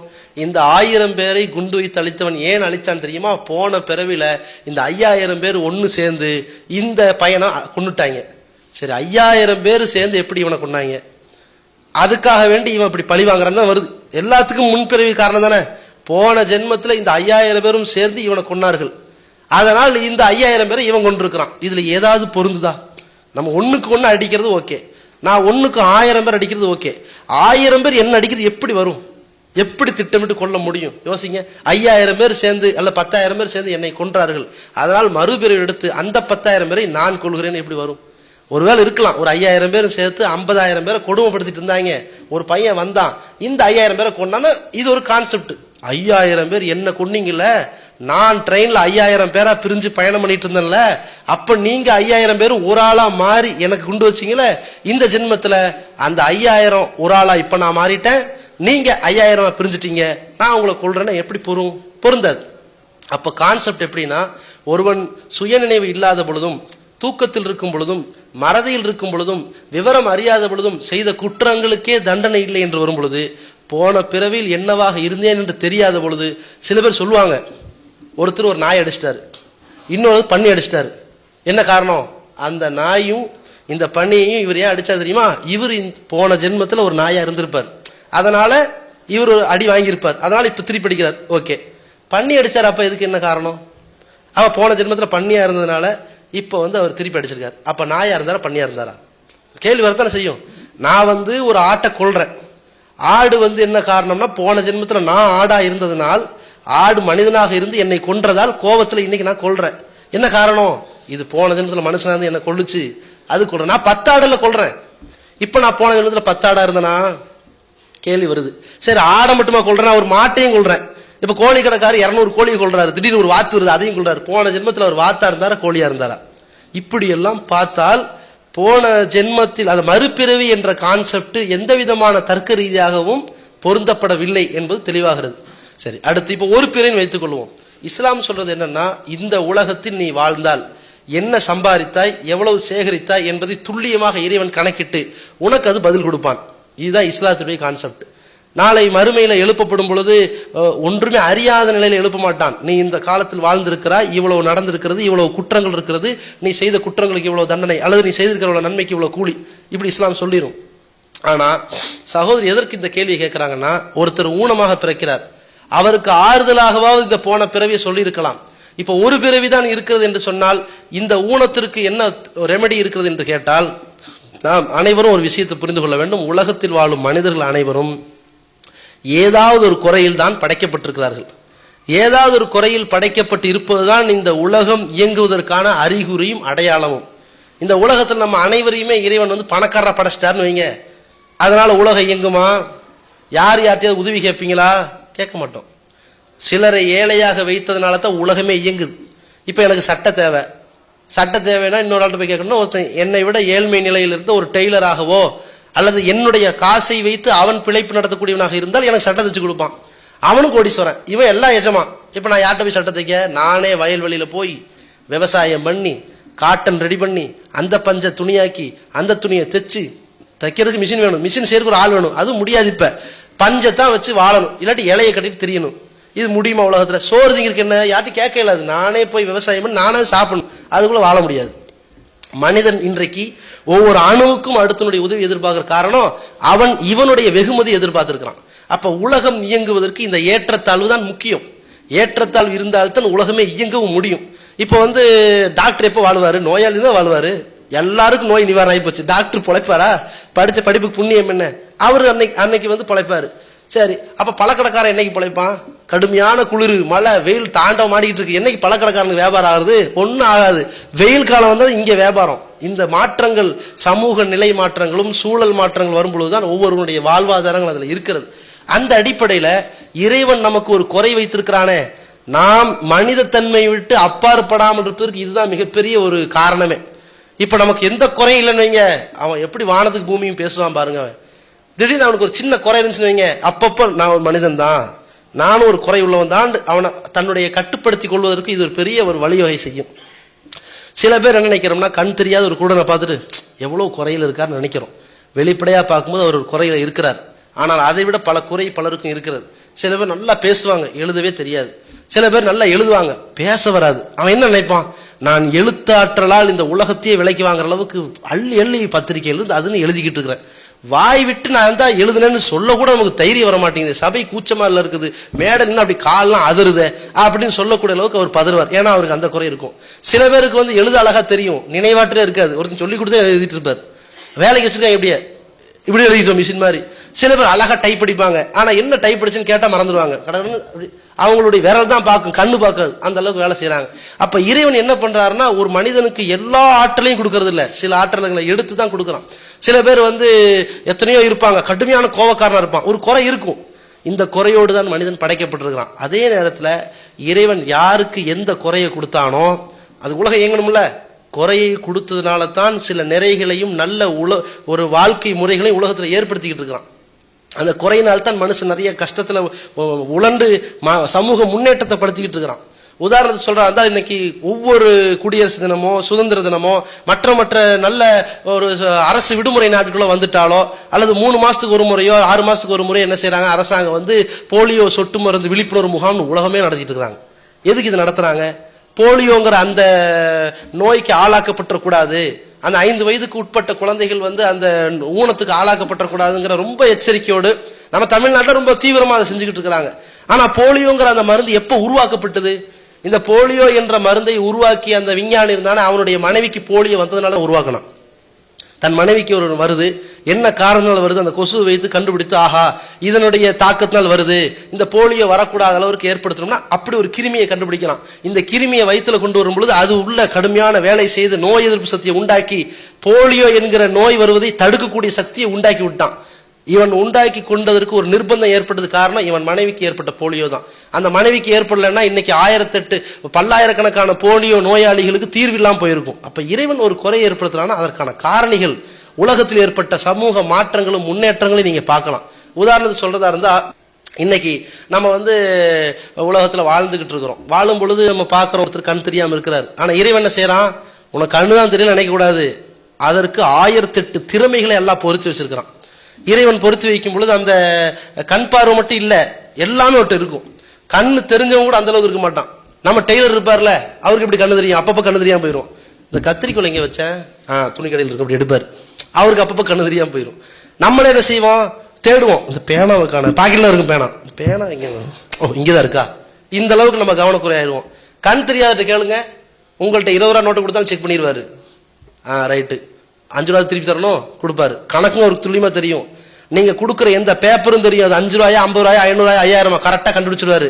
அது தெரியும், தடவை பார்த்து கண்டுபிடிச்சிருவாரு. நீங்களாவது செல்போன்ல நம்பர் கேளுங்க, நம்மளுடைய நினைவாற்றல் எப்படி இருக்கு பாருங்க. உங்களுடைய இப்ப புதுசா நீங்க வாங்கின அந்த இந்த கம்பெனி இருக்குல்ல, அந்த கம்பெனி கொடுங்க, இந்த கம்பெனி இருக்கு, அந்த நம்பர் என்ன, இது ஒரு நிமிஷம் இருக்கு, நான் ரிங் அடிக்கிறேன், டயல் நம்பரை பார்த்து கண்டுபிடிச்சுங்க. இப்படியா சொல்றது? அப்படிதான் நமக்கு இருக்குது. ரிசீவ்டு பார்த்து கண்டுபிடிச்சுன்னு சொல்ற அளவுக்கு இருக்குது. சரி, உங்க நம்பர் வேணாம், உங்க வீட்டு நம்பர் சொல்லுங்க. போன மாசம் ஒரு கம்பெனி வாங்கினேன், இப்ப ஆஃபர் மாறிட்டேன், இருங்க நான் கேட்டு சொல்றேன். இந்த அளவுக்கு நம்ம இருக்கிறோம். அவர்கிட்ட கேளுங்க, 500 நம்பரையும் அவர் போன் புக் மாதிரி மனசு வச்சிருப்பாரு. ஏன், அவருக்கு வந்து பார்க்க தெரியாது இல்ல, அத்தனை நம்பரும் ஃபீட் அப் ஆயிருக்கும். நம்ம 500 நம்பர், நம்ம நம்பரே ஞாபகம் இருக்காது. அவர்கிட்ட வந்து நீங்க ஒரு போனை கொடுங்க, நீங்க டைப் அடிப்பீங்க, ஒருத்தர் போன் நம்பர் சொல்லுவாரு, இருங்க 9 8 7 காணமே அளவு, இங்க இருட்டுல தெரிய மாட்டேங்குது, 7 அப்புறம் 6, கொஞ்சம் தெளிவா சொல்லுங்க, 6 அப்புறம் இப்படி கேட்போம். அவர் என்ன செய்வாரு, கண்ணை மூடுறதான் அவருக்கு, கண்ணு மூட தேவையில்லை, கண் தெரியாது இல்ல, கடை அடிச்சுட்டே இருப்பார் விரல்ல. அந்த நடுவரில் ஒரு சின்ன ஒரு கோடு போட்டிருப்பாங்கல்ல, கண் தெரியாதவங்க சேர்த்து தான் போனை கண்டுபிடிக்கலாம். 5ஆம் நம்பர்ல ஒரு சின்ன ஒரு புள்ளியோ ஒரு கோடு இருக்கும், அதை வச்சுக்கிட்டு மொத்த நம்பரையும் கண்டுபிடிச்சிடறாங்க. 5க்கு மேல இருந்தா 2, கீழே இருந்தா 8, இந்த பக்கம் இருந்தா 9, அந்த பக்கம் இருந்தா 1, இந்த பக்கம் இருந்தா 3, இந்த பக்கம் 7, அடடா அடிச்சு வேலையை முடிச்சிடறான். நம்ம ஆள் பாக்குறான், இருங்க சின்ன நம்ம போன வேலை சின்ன வாங்கி கொடுத்துட்டாங்க, அடிக்க தெரியல இருங்க இப்படின்னு தேடிக்கிட்டு இருக்கிறான். டச் போன் வைங்க 8 அடிக்கிறதுக்குலாம் 7 அடிக்கிறான், 0 அடிக்கிறான், குழப்பறான், விரல ஆடுது. இவருக்கு என்ன கவலையே இல்லை, கடகடன் வேலையை முடிக்கிறார். அப்ப அந்த அளவு கண் தெரியாதுன்னு நினைக்கிறோம். 1008 திறமை இருக்குது. ஒரு குரலை நம்ம கேட்டிருப்போம், யார் என்ன தெரியுதான், மூஞ்சி என்ன தெரியுதா, தெரியலையே. போன மாசம் என்கிட்ட 10 ரூபா கடன் வாங்கிட்டு போனீங்க, ஓ நீங்க தானா, அவசரத்துல சில்லறை இல்லைன்னு கடன் வாங்கிட்டு போனேன், இது வேணுமா இப்ப, இல்ல சொல்றதுக்காக நினைவுபடுத்துக்காண்டி சொன்னேன், அப்படியா மறந்துடுறோம். இவர் அப்படியா, குரல் ஞாபகம் இருந்தா போதும், இவர் அவரா இவரா எல்லாம் தெரியும். அப்ப ஒரு மனிதன் கண்ணுதல் நினைச்சிடக்கூடாது, அவனுக்கு அதை விட இறைவன் ஏகப்பட்ட பார்வையை கொடுத்திருப்பான். அப்ப இறைவன் உலகம் இயங்குவதற்காக ஏராளமான அந்த சில குறைகளை வைத்து உலகத்தை இயக்கி கொண்டிருக்கிறார் என்பதை விளங்கிக்கணுமே தவிர இது ஒரு கெட்ட பிறவி நினைத்திடக்கூடாது. ஒரு ஏழை இருக்கிறான், ஏழை வீட்டுல பிறந்துட்டா நினைச்சிடக்கூடாது, இந்த ஏழை வீட்டுல பிறந்தாலும் அவன்கிட்ட ஏராளமான திறமை இருக்குது. ஒருத்தன் பணக்கார வீட்டுல பிறந்திருக்கிறான், அவனுக்கு ஏதாவது திறமை இருக்குதா, அவன் அதுல இருந்து குறையா இருப்பான். ஒண்ணு திறமை குறைவா இருக்கும், திறமை இருந்தால் அழகு குறைவா இருக்கும், சில அழகு இருந்தாலும் ஆணவம் பிடிச்சவனா இருப்பான். ஏதாவது ஒரு குறை ஒரு மனிதனுக்கு இருக்கத்தான் செய்யும். அதனால இறைவன் நமக்கு ஒரு குறையை கொடுத்திருக்காரு. நம்ம காலில் பிரச்சனை, அல்ல ஒரு இடுப்புல பிரச்சனை, ஒருத்தர் கையில பிரச்சனை, ஒருத்தர் காதுல பிரச்சனை, இப்படி என்று இந்த உலகத்தை எடுத்துக்கொள்வோமே ஆனால், இந்த உலகம் இயங்குவதற்காக இப்படி அமைக்கப்பட்டது என்பதை விலகிக் கொள்வோமே ஆனால் எந்த விதமான பிரச்சனை கிடையாது. இந்த கண்ணில் இந்த ப்ராப்ளம் வந்ததை வச்சுதான் மனுஷன் இறைவனுடைய ஆற்றலையும் இறைவன் இந்த உலகத்தை படைத்ததையும் எப்ப மனுஷன் கண்டுபிடிக்க ஆரம்பிக்கிறான் தெரியுங்களா, குறை இருக்கும்போது தான் கண்டுபிடிக்கிறான். கண்ணு தெரியல, அப்புறம் பாக்குறான், கண்ணு தெரியாத அதுக்கு என்ன மாற்று ஏற்பாடு அப்படின்னு ஆட்டுக்கண்ணை கொண்டு வந்து பொதுத்துவம்னு நினைச்சிட்டு அதுக்கு ஏற்பாடு பண்ணாங்க. ஆட்டுக்கண் மூலமாக பார்வை கொஞ்சம் பெருசா இருக்குது, முகத்தையே விகாரமாக்கிது. இருக்க கண் தெரியாம நல்லா இருந்தான், சாந்தமா தெரியும். கண் தெரியாதவங்களெல்லாம் பாத்தீங்கன்னா சாந்தமாவே தெரியும், கண்ணை மூணமா இருக்கும்ல, சாந்தமா இருக்கும். ஆட்டுக்கண்ணை வச்சுட்டு கொடூரமா தெரியலான்னு சொல்லிட்டு இப்ப என்ன பாக்குறான், ஒரு மனிதனும் இறந்த உடனேயே அவனுடைய உடல்ல இருக்கிற எல்லா வகையான அணுக்களும் உயிரிழந்து விடுகிறது, கண் பார்வை தவிர கண்டுபிடிச்சிட்டான். இப்ப கண் தானம் பண்றாங்க. எப்படி இது எது உந்த செய்யுது, இந்த இழப்பு தான் இவ்வளவு பெரிய பார்வைக்கு உந்த செய்கிறது. அப்ப நாம என்ன புரிந்து கொள்ள வேண்டும் என்றால், உலகத்தில் நமக்கு ஏற்பட்டிருக்கிறது ஒரு உலகம்தான், ஒரு பிறவிதான். இதை வைத்து இறைவன் நம்மை பரீட்சை செய்து கொண்டிருக்கிறார். நாம இந்த உலகத்துல வாழும் பொழுது நன்மை தீமை செய்திருக்கிறத வச்சு இறைவன் துல்லியமோ கணக்கு போட்டு, நீ இவ்வளவு நன்மை செஞ்சிருக்கிற உனக்கு நல்ல வாழ்க்கை, பாவம் செஞ்சிருக்கிற உனக்கு தீய வாழ்க்கை, இப்படி இறைவன் கொடுப்பார். சகோதரர் இன்னொரு கேள்வி கேட்டிருக்கிறாங்க, ஒருத்தர் மூளை குழம்பை நிலையிலே ஒருத்தன் பிறகுறான், அவனுக்கு புத்தி சுபாவனா இருக்குது, இவனுக்கு எப்படி சொர்க்கம் கொடுக்க முடியும், நரகம் கொடுக்க முடியும்? இறைவன் அதற்கு ஒரு சலுகை காட்டியிருக்கிறார். உனக்கு அப்படி இருக்குது, ஒருத்தன் புத்தி பேதலித்தவனாகவே பிறந்த நிலையில வாழ்ந்து மரணிக்கிறான் என்று சொன்னால் இதை வைத்து உலகம் இயங்கணும், இதற்கு என்ன ரெமெடி, இப்படிப்பட்ட குழந்தை ஏன் வருது? இன்னைக்கு உலகத்துல ஏராளமான நோய்களை கண்டுபிடிக்கிறான்.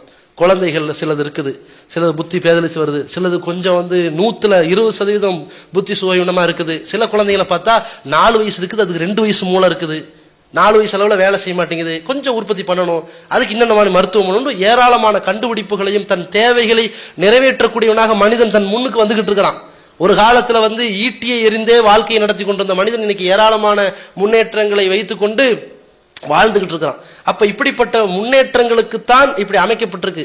அதே நேரத்தில் இறைவன் சலுகையாக என்ன அமைக்கிறான் என்றால், யார் தூக்கத்தில் தவறு செய்கிறார்களோ, யார் மறதியில் தவறு செய்கிறார்களோ, யார் புத்தி பேதலித்த நிலையில் தவறு செய்கிறார்களோ அவருடைய அனைத்து தவறுகளும் மன்னிக்கப்பட்டு விட்டது, அது குற்றத்தில் எடுக்கப்படாது என்று இறைவன் சலுகை கொடுத்து விட்டான் என்பது நபிகள் நாயகம் ஸல்லல்லாஹு அலைஹி வஸல்லம் சொல்லியிருக்கிறாங்க. அந்த அடிப்படையில் அவர்களுக்கு சொர்க்க வாழ்க்கை கிடைத்துவிடும், அவர்களுக்கு எந்த தண்டனையும் கிடைக்காது என்பதையும் நாம் புரிந்து கொள்ள வேண்டும். வணக்கம், என்னோட பேர் ஸ்டாலின். சொல்லுங்க. சினிமா ஃபீல்டில் ஒர்க் பண்ணுறாங்க. சரி. இப்போ நான் நினைக்கும் போது கோயிலுக்கும் சர்ச்சுக்கும் ரொம்ப சாதாரணமாக போக முடியுது. மசூதிக்கு போகணுன்னு விருப்பம் இருக்கு, ஆனால் அதுக்கான இது தெரில, அது சரி. சவரனை சொல்றாருன்னா, கோயிலுக்கு சர்ச்சுக்கு டக்குன்னு போகலாம் வரலாம், பிரச்சனை இல்லை. ஒரு பள்ளிவாசலுக்கு போறதா இருந்தால் கொஞ்சம் ஒரு பதட்டம், அல்லது நம்மளை மேலுங்களும் யாரும் பார்ப்பாங்களோ என்னவோ அப்படின்னு கேட்குறாரு. அப்படிலாம் ஒன்றுமே கிடையாது. நீங்கள் வாங்க, நம்ம பள்ளிவாசல்கள் இருக்கிறது, நம் ஜமாத் சார்பாக நடத்தப்படுகிற இறை இல்லங்கள் இருக்கிறது, நீங்கள் கலந்துக்குங்க. பள்ளிவாசலில் என்ன நடக்குதுன்னு பாருங்க, எங்களுடைய சொற்பொழிவுகளை கேளுங்க. எப்படி உங்களுக்கு திருக்குறானை பொறுத்த வரைக்கும் கூட ஒரு காலம் இருந்துச்சு, திருக்குறான்லாம் நீங்களாம் படிக்கக்கூடாது, அதெல்லாம் குளிச்சுட்டு தான் படிக்கணும் என்கிற மாதிரி எல்லாம் தவறான முறையில் முஸ்லீம்களில் சில பேர் என்ன செஞ்சிட்டாங்கன்னா, அப்படி இவங்கெல்லாம் தீட்டு ஏற்பட்டுங்கிற மாதிரி தவறான ஒரு எண்ணத்தை மக்களிடத்தில் விதைத்து விட்ட காரணத்தினால் இது ஒரு எண்ண ஓட்டம் அப்படி ஏற்பட்டிருக்கே தவிர, நம்ம என்ன சொல்றோம்னா, இது இஸ்லாமிய மார்க்கம் என்பது ஒரு நேரிய ஒரு வழியை தேடி யார் வந்தாலும் பிரச்சனை கிடையாது. அப்படி வரவேற்கக்கூடிய இடத்துல வரவேற்பவர்களாக நாங்கள் இருப்போமே தவிர விரட்டி அடிப்பவர்களாக இருக்க மாட்டோம். அதனால நீங்க தாராளமாக வாங்க, நம்ம திருக்குரான் வழங்குகிறோம், இதையும் நீங்க படிச்சு பாருங்க. முழு சுதந்திரத்தோட என்ன சந்தேகம் இருந்தாலும் கேளுங்க. அது போன்று இறை இல்லங்களுக்கு வரீங்களா, நீங்க வந்து எங்களோட கலந்து கொள்ளுங்கள், நற்காரியங்களை ஈடுபடுங்க. அதுல வந்து நீங்க வந்து எங்களோட ஈடுபட்டு ஒத்துழைப்பு கொடுங்க. நாங்க வந்து சொற்பொழிவு நடத்துகிறோம், அதையும் நீங்க பாருங்க, கவனிங்க. அதுல இருந்து உங்களுக்கு எந்த சந்தேகம் இருந்தாலும் கேளுங்க, ஒரு பிரச்சனையும் கிடையாது. அதே மாதிரி உங்கள்ட்ட இன்னொன்னு என்னன்னு கேட்டா, இப்படி பரஸ்பரமா கேட்கறீங்க பாருங்க, இதுதான் நம்ம வரவேற்கிறோம். இப்படி இந்த மாதிரி நான் வரணும்னு ஆசைப்படுறேன், வாங்க, ஒன்றும் பிரச்சனை இல்லை. ஆனா எதுக்கு மேலெங்கிலும் பாக்குறாங்கன்னா, இவர் பொட்டு வச்சிருக்காரு, இப்படி நம்ம சமுதாயம் இப்படி உண்டாயிருச்சு, ஒருத்தர் தொப்பி போட்டிருக்காருன்னு வைங்களேன், அது வந்து சமூக ரீதியான ஒரு பயத்துக்காக வேண்டி அதை பாக்குறாங்க, வேற ஒன்றும் காரணம் இல்லை. ஒரு சாரார் வந்து இப்படிலாம் வரக்கூடாதுன்னு தவற விளங்கிட்டாங்க மார்க்கத்தை.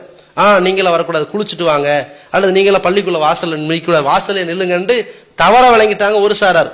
இன்னொரு சாரார் எப்படி விளைஞ்சிட்டாங்கன்னா, நீங்க வந்து ஒரு முஸ்லீம் வந்து ஒரு கோயில் குளத்துக்கு போறான்னு என்ன பார்ப்பாங்க, அதை சமூக நல்லிணக்கமா பார்க்க மாட்டாங்க. இவரும் திடீர்னு வராரு, இப்பதான் பந்தோபஸ்தெல்லாம் போட்டிருக்கு, இப்ப திடீர்னு வந்துட்டு போறாரு, அப்படி நினைப்பாங்க. ஒரு கிறிஸ்தவர் ஒரு பள்ளி வாசல்ல ஒரு இந்து சோதர் போகும்போது திடீர்னு என்ன பார்ப்பாங்க, இத்தனை நாள் ஆளுக்கு அனுப்பி போறாரு, இப்படி நினைப்பாங்க. அது சமூக பாதுகாப்பு விஷயங்களுக்காக வேண்டி நினைக்கிறது தானே தவிர மற்றபடி ஒன்றும் கிடையாது. நீங்க தாராளம் வரலாம், ஒன்றும் பிரச்சனை இல்லை. அடுத்த கேள்வி. ராஜேஸ்வரன் சொல்லுங்க. ஆக்சுவலாக நீங்கள் சொன்னீங்க ஒன்றே கிலோ ஒருவனே தேவன், நல்ல ஃபிலாசபி தான். பட் விஷயம் என்னன்னா, ஒரே ஒரு காடாக இருந்துச்சுன்னா எப்படி மெயின்டைன் பண்ண முடியும் தான் கொஸ்டின். நீங்கள் ஒரு விளக்கம் கொடுத்தீங்க, நல்லா கொடுத்தீங்க. ஒரு ஸ்கூலுக்கு ஒரே ஒரு எச்எம் அப்படின்னீங்க.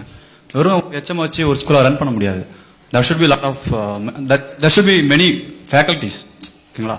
ஒரு ஸ்கூலுக்கோ இல்லை இந்த மீட்டிங் நீங்கள் நடத்திருக்கீங்க, ஒருத்தரே இருந்து மீட்டிங் ரன் பண்ண முடியாது. அப்படி இருக்கல ஒரு வேர்ல்டை ஒரே ஒரு காட் எப்படி ரன் பண்ண முடியும் அப்படின்றது என்னோட கொஸ்டின்ஸ். அவர் நியாயமா ஒரு கேள்வி கேட்கிறாரு. ஒரு கடவுள் தான் இந்த உலகத்துக்கு இருக்கணும்னு நீங்க வைக்கிறது ஓகே, ஆனால் அது எப்படி இயங்கும்?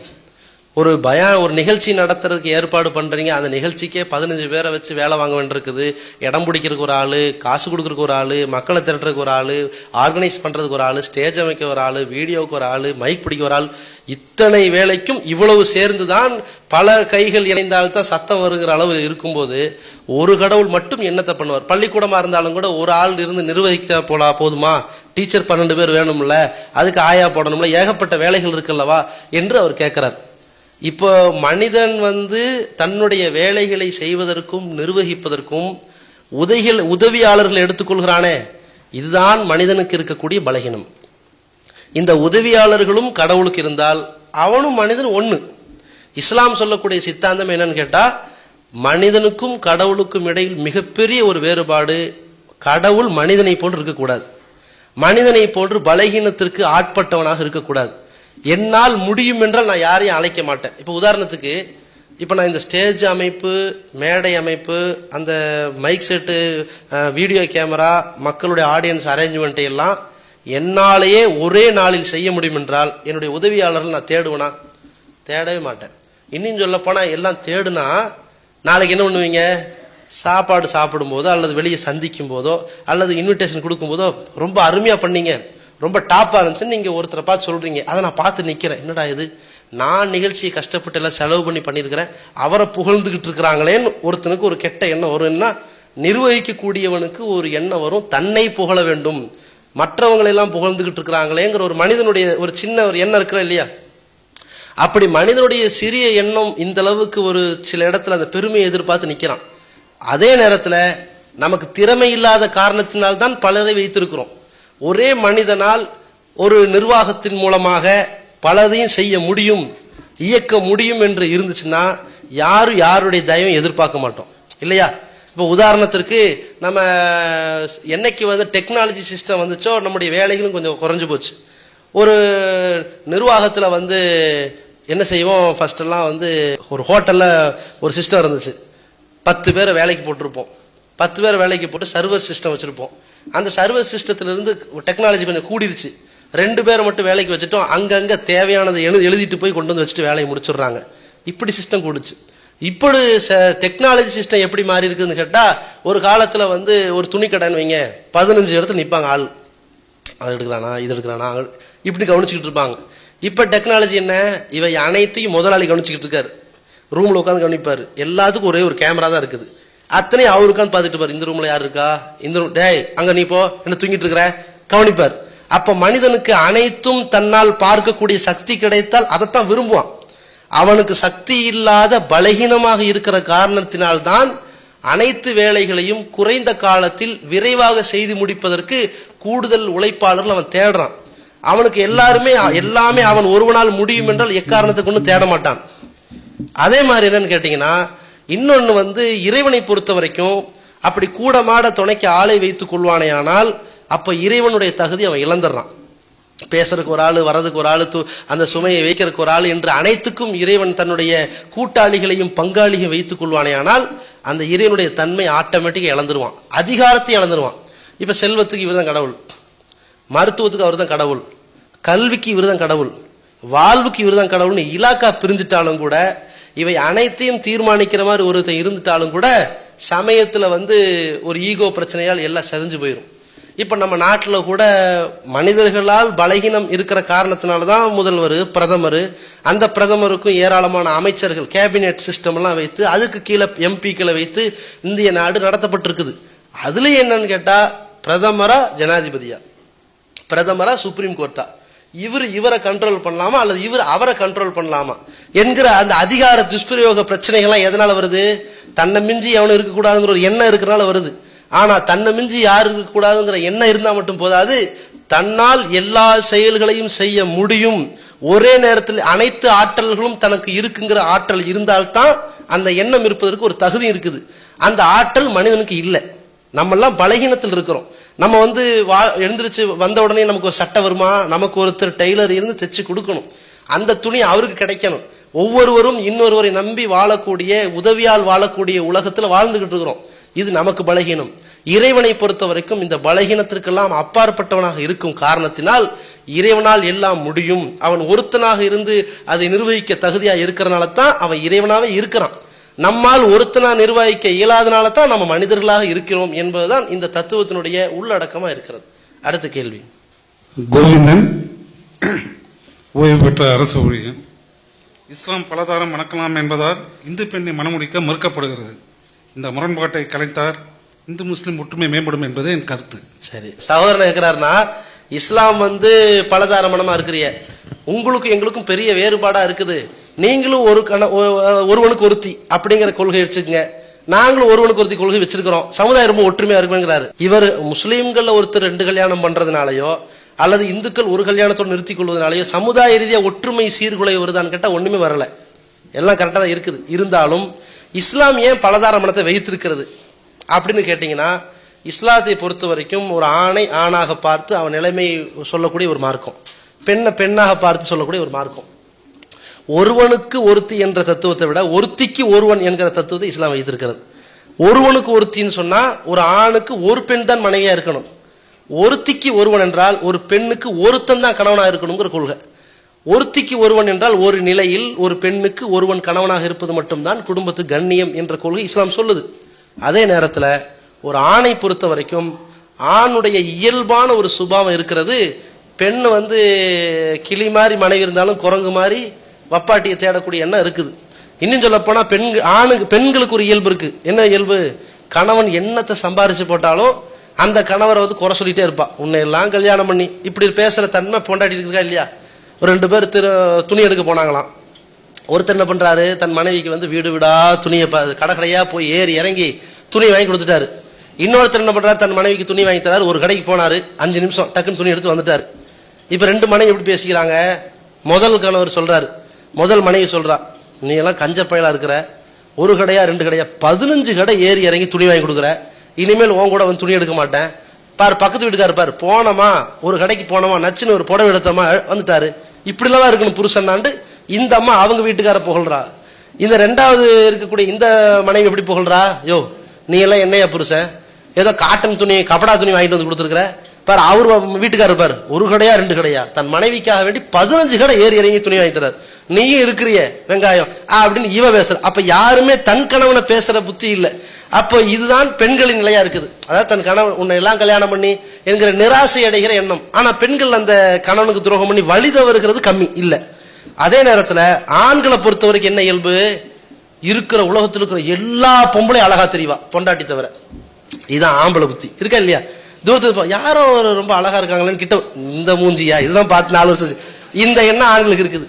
அப்ப இந்த ஆண்களுக்கு இந்த புத்தி இருக்கிறதுனால என்ன பண்றான்னு கேட்டா, இப்போ சமுதாயம் அதுக்கு அங்கீகாரம் கொடுக்காதனால இப்ப இஸ்லாமிய சமுதாயத்துல வந்து அங்கீகாரம் இருக்குது. அங்கீகாரம்னா கட்டாய கடமை இல்லைங்க. இஸ்லாத்துல வந்து 5 வேளை தொழுகணுங்கிறது கட்டாய கடமை, ரமலான்ல நோன்பு வைக்கணுங்கிறது கடமை, பல கல்யாணம் பண்ணணுங்கிறது கடமை இல்லைங்க, உரிமை, ஒரு அங்கீகாரம். அங்கீகாரத்தை வந்து முஸ்லீம்கள் அனைவருமே உரிமையாகவும் கடமையாலும் எடுத்துக்கிறது இல்லை, ஒரு அங்கீகாரமாக தான் எடுத்துக்கிறாங்க. உதாரணத்துக்கு பார்த்தீங்கன்னா, நம்ம திருமணங்களில் பொறுத்த வரைக்கும் ஒரு மனைவியோடு அந்த கணவன் வாழ்க்கை நடத்துறாரு.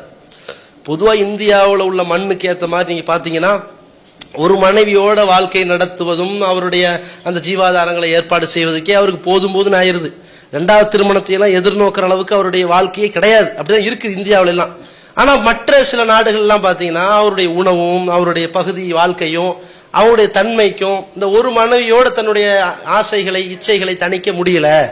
அப்படி இருக்கிறதுனால இன்னொரு மனைவியை தேடணுங்கிற ஒரு எண்ணத்துல வரும் பொழுது, அப்ப விபச்சாரம் பண்ணி மாட்டிக்கிறத விட இஸ்லாம் என்ன சொல்லுதுன்னா, நீ ஒரு பெண்ணை கள்ளத்தனமா ஒரு சின்ன வீடு மாதிரி ஒன்று வைத்துக்கொண்டு அந்த பெண்ணை நீ வாழ்க்கை நடத்திட்டு கடைசி நேரத்தில் திருமணம் முடிக்காம ஒரு பெண்ணை நீ வந்து சைடா செட்டப்பா வைத்து கொண்டு வாழ்ந்துட்டு இருந்தா, இந்த பொம்பளைக்கு சமுதாயத்தில் என்ன பேர் கிடைக்கும்?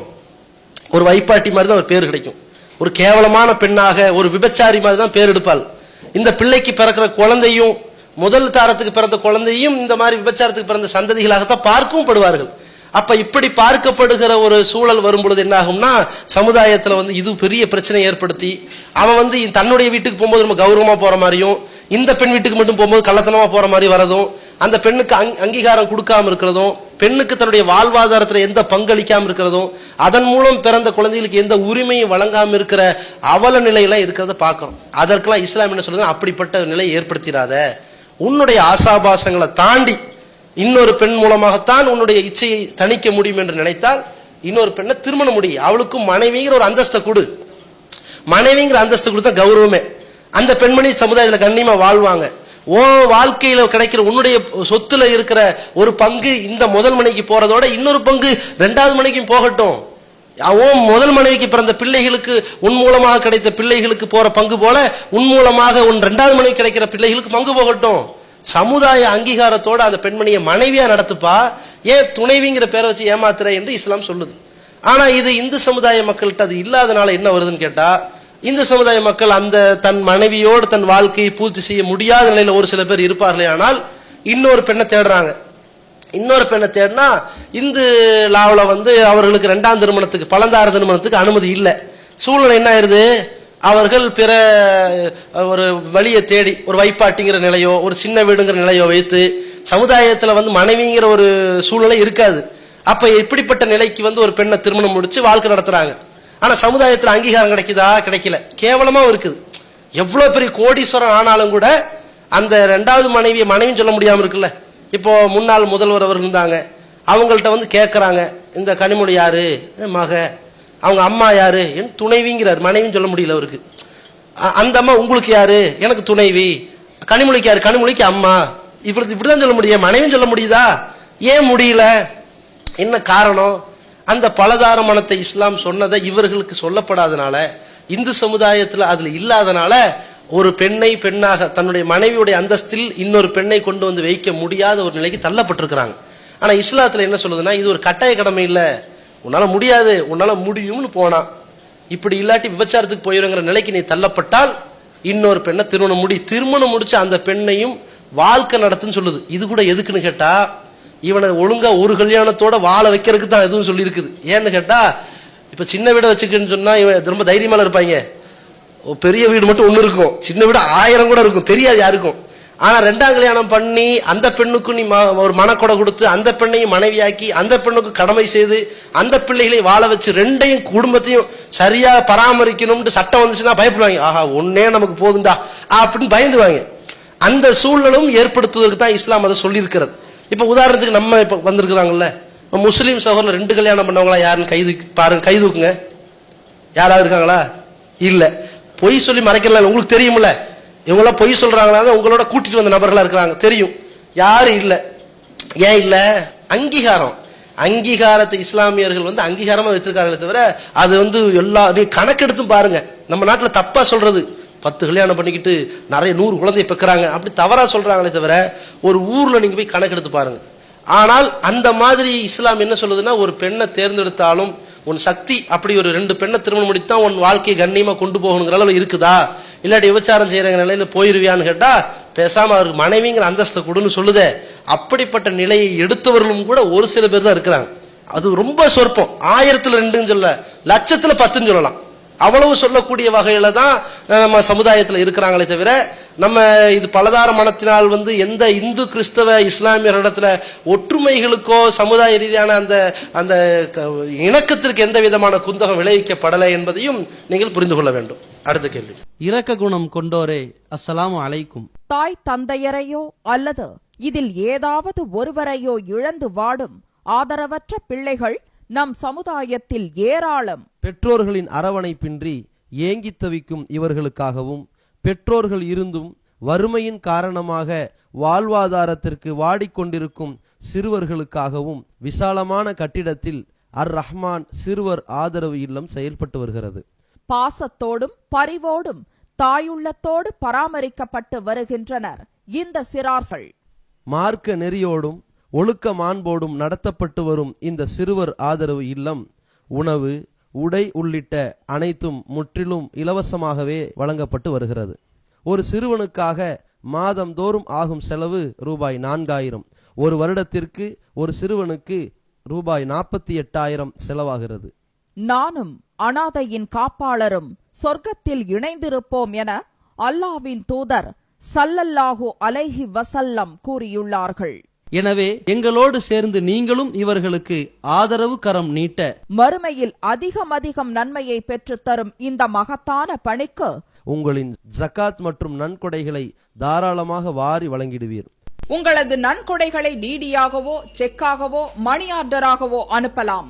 டிடி அனுப்புபவர்கள் தமிழ்நாடு தௌஹீத் ஜமாஅத் வங்கி கணக்கு எண் 7882748827 இந்தியன் வங்கி மண்ணடி கிளை என்ற பெயரில் எடுத்து அனுப்ப வேண்டிய முகவரி தமிழ்நாடு தௌஹீத் ஜமாஅத் மாநில தலைமையகம் 30 அரண்மனைக்காரன் தெரு, மண்ணடி, சென்னை 1. என் பேர் சத்யா. சொல்லுங்க. இப்போ அரபு நாடுல சவுதியில தவறு செஞ்சா தண்டனைன்னு சொல்றாங்க இல்லைங்களா? அது ஒரு மனுஷன் தண்டிக்கிறது இஸ்லாத்துல சொல்லப்பட்டிருக்குது. சரி, இப்போ சவுதி அரேபியா போன்ற நாடுகளில் ஒருவர் கொலை செய்வாரியானால் அல்லது கற்பழிப்பாரியானால் அல்லது திருட்டு போன்ற வன்முறைகளில் ஈடுபடுவாரியானால் அவருக்கு இன்னொரு மனிதர் மூலமாக தண்டனை வழங்கப்படுகிறது. ஒரு மனிதனை இன்னொரு மனிதன் தண்டிப்பதும் கொலை செய்வதெல்லாம் இப்படி நியாயமா? இப்படி செய்வதால் ஒரு மனிதனுடைய உயிர் போகிறதே அப்படின்னு கேட்குறாங்க. பொதுவாக சவுதி அரேபியாவை பொறுத்த வரைக்கும் அதில் இஸ்லாமிய குற்றவியல் சட்டங்கள் ஓரளவு கடைபிடிக்கப்படுகிற நாடுகளில் ஒன்றாக இருக்குது. அதில் திருடினால் கையை வெட்டுவதும், கொலை செய்தால் அதற்கு பழிக்கு பழி கொலை செய்வதும் நடைமுறைப்படுத்தப்படுவதை பொறுத்த வரைக்கும் தனியாக ஒரு மனிதன் இன்னொரு மனிதனை போய் கொல்றது கிடையாது. ஒரு அரசாங்கத்தில் ஆட்சித்தலைவர்கிட்ட முறையிட்டு ஆதாரங்களோடு ஆவணங்களோடு எடுத்து காண்பிக்கப்பட்டு இவரை கொலை செய்து விட்டார் என்று சொல்லப்பட்ட உடனே அரசாங்கம் உடனே பழி தீர்க்கிறதுக்காக வேண்டி அந்த கொலை செய்தவரை கொல்ற மாட்டாங்க. கொலைகாரருடைய வீட்டாரை அழைத்து, கொலை செய்யப்பட்டாங்க இல்லையா அவங்க வீட்டாரை அழைச்சு கேட்பாங்க, இந்தாங்கம்மா இவரு தான் உங்க வீட்டில் கொலை செஞ்சிருக்கிறாரு, அதை ஒத்துக்கிட்டாரு, கொலை செய்த உங்களுக்கு, கொலை செய்யப்பட்ட உங்க வீட்டுக்கு நஷ்ட ஈடா ஏதாவது தரணுங்கிறாரு, நீங்க நஷ்ட ஈடு வாங்கிட்டு அவரை உயிரோடு விடுறீங்களா அல்லது கொல்லணும்னு நீங்க நினைக்கிறீங்களா அப்படின்னு கேட்பாங்க. இந்த பாதிக்கப்பட்ட குடும்பத்துல தான் உரிமை ரைட்ஸ் கொடுப்பாங்க. அந்த குடும்பத்தார் சொல்லுவாங்க, இல்ல நாங்க நஷ்ட ஈடு வாங்கிக்கிறோம், அவரை விட்டுருங்க அப்படின்னாங்கன்னா ஒரு பெரிய தொகையை நஷ்ட ஈடாக வாங்கி பாதிக்கப்பட்டவன் நஷ்ட ஈடா வாங்கி விட்டுருவாங்க. இல்லாவிட்டால் அந்த நஷ்ட ஈடு வேண்டாம், எங்களுக்கு ரொம்ப ரணத்தில் இருக்கிறோம், என் பையனை இழந்ததுல ரொம்ப வேதனையில் இருக்கிறோம், என் பையனை நான் இழந்த போது எவ்வளவு வேதனைப்படுறனோ அதே மாதிரியான அந்த தண்டனை இவனுக்கு வழங்கப்படணும்னு ரொம்ப கொதிச்சிருப்பாங்களே, அப்படி இருக்கும் பொழுது அவனுக்கு தண்டிக்க வேண்டும் என்கிற சட்டத்தை செயல்படுத்துறாங்க. இது இஸ்லாமும் இதை சொல்லுகிறது. ஏன் இந்த தண்டனை சட்டத்தை இஸ்லாம் சொல்லுதுன்னா, ஒரு ஆட்சி அதிகாரிகளுக்கு இது சொல்லுது. ஏன்னா பரவி வரும் பாலியல் குற்றங்களாக இருந்தாலும் வன்முறைகளாக இருந்தாலும் அதற்கு கொலைக்கு கொலை, கைக்கு கை, கண்ணுக்கு கண், பல்லுக்கு பல் என்கிற சட்டங்கள் கடுமையாக இருந்தால் மட்டும்தான் குற்றங்கள் குறையும் என்பதை இஸ்லாமிய மார்க்கம் சொல்கிறது. வலக்கும் ஃபில் கிசாசி ஹயாத்துன், அறிவுடைய மக்களே, பழிக்கு பழி இது போன்ற சட்டங்கள் நிறைவேற்றப்படுவதன் மூலமாக உங்களுக்கு வாழ்க்கை இருக்கிறது என்று இஸ்லாம் சொல்கிறது. ஆனா நம்ம நாட்டில் நீங்க பாத்தீங்கன்னா ஒருத்தன் திருடுறான், திருடினவனுக்கு என்ன தண்டனை? திருடுனா அரெஸ்ட் பண்ணி உள்ள வைப்பாங்க. அரெஸ்ட் பண்ணி உள்ள வச்சா அதுல என்ன அவனுக்கு தண்டிக்கப்படுது? போலீஸ் அடிக்க கூடாது, அதான் சட்டம். கோர்ட்ல ஒப்படைக்கிறது தான் போலீஸுடைய கடமை. கோர்ட்ல வந்து தண்டனை தான் அப்படின்னு சொல்லிட்டு சிறைவாசத்துல வச்சிருவாங்க. சிறைச்சாலையில் அவனுக்கு என்ன வேலை? அவனும் சிறைவாசல உட்காந்துட்டா வெளியே இருந்தான்னா ஒவ்வொரு வேலை சோத்துக்கும் திருட வேண்டியிருக்கும். சிறைவாசத்துல போய் உட்காந்துட்டான்னா மணி அடிச்சா சோறு, மாமியார் வீடு. மாமியார் வீடு மாதிரி என்னது, மாமியார் வீடை விட கரெக்டா மணி அடிச்ச உடனே சோறு கிடைச்சிரும். அதுல வந்து இப்ப படம் வேற காட்டுறாங்க, வாரத்தில் ஒரு நாள் சினிமா காட்டுவாங்க, நான்வெஜ்ஜும் போடுவாங்க, நல்ல வசதியான ஒரு வாழ்க்கைன்னு வைங்களேன். அப்ப நம்ம வரி கட்டி ஒரு சிறைச்சாலை நடக்குதுல்ல, அந்த சிறைச்சாலை அவனுக்கு சோறு போடுற வேலை தான் திருடனுக்கு தண்டனை. இதனால அவன் திருந்துவானா? திருந்துறது இல்ல, உள்ள போய் பல நாள் யோசிச்சுட்டு வருவான், இந்த தடவை திருட மாட்டக்கூடாது, எப்படி வந்து வேற மாதிரி திருடலான்னு பிளான் பண்ணி திருடுறதுக்கு வெளியே வரான். அந்த மாதிரி என்ன 72 முறை திருடியவன் 73வது முறை கைதுங்கிறாங்க. இது என்ன சாதனையா அல்லது வேதனையா? நம்ம நாட்டில் அப்படி இருக்குது. என்ன காரணம்? இந்த சட்டங்கள் ரொம்ப லேசா இருக்கிறனால அப்படி இருக்குது. நம்ம ரயில்வே ஸ்டேஷன்ல அறக்க பிறகு போவோம், நம்ம குடும்பத்தாருக்கு ஏதாவது ஆயிருக்குன்னு ஓடுவோம், அல்லது ஏதாவது ஒரு அவசரமா வீட்டுக்கு போய் சேரலாம் குடும்பத்தார் போய் பார்க்கலான்னு போவோம். டிக்கெட் எடுத்துட்டு இருக்கும்போது ஒரு பெரிய ஒரு போட்டோவா இருக்கும், என்ன டிடிஆர் போட்டோவா? அது எல்லாம் திருட்டு போய் போட்டோவா இருக்கும். திருடர்கள் ஜாக்கிரதை 150 போட்டோ இருக்கும். இதுல யார் மூஞ்சி எனக்கு ஞாபகத்துக்கு வரும்? அப்படி பார்த்துட்டு டிடிஆர் பார்த்தாலும் திருட மாதிரி தெரியும். என்ன செய்யறது? அந்த பிரமிப்பு. அதுக்கப்புறம் போவோம், யாரை பார்த்தாலும் ஞாபகத்துக்கு வந்துடும். கொஞ்ச நேரம் அப்படி இருக்கும், படுத்து தூங்கிடுவோம். இதுல வேற சொல்லுவாங்க, சில பேர் நல்லவர்களாக தோன்றி உங்களிடத்தில் வல்லூர்களும் வரலாம், எச்சரிக்கையா இருங்கள். யாரை பார்த்து அப்ப நல்லவன் நினைக்கிறது கெட்டவன் நினைக்கிறது ஒன்னும் முடியல. ஆனா திருடுனா கையை வெட்டுங்கன்னு ஒரு சட்டம் இருக்குதுல்ல, வருஷத்துக்கு 2000 10 லட்சம் பேர் கையை வெட்டுறது. அது ஒருத்தனை கையை வெட்டி லைவ்ல காட்டினாலே போதும், ஆடி போயிடுவாங்க. தண்டனை மூலமாக சில பேர் இந்த தண்டனை கூடாதுங்கிறாங்க. அவங்க என்ன கருத்து சொல்றாங்கன்னா, தண்டிக்கப்பட்டவுடன் போன உயிர் திரும்பி வந்துருமா, போன திருடப்பட்ட பொருள் திரும்பி வந்துருமா? வராது தானேங்கிறாங்க. அது ஒரு நியாயமா தெரியுது இல்ல? நான் என்ன கேட்கிறேன்னா, தண்டிக்கப்படுவது அதுக்கு மட்டுமா? இனிமேல் இது போன்று யாரும் யாரையும் கொலை செய்யக்கூடாது என்பதற்காகத்தான் தண்டிக்கப்படுறது. யாரும் சட்டத்தை கையில் எடுத்துடக்கூடாதுங்கிறதுக்கு தான் இந்த தண்டனை.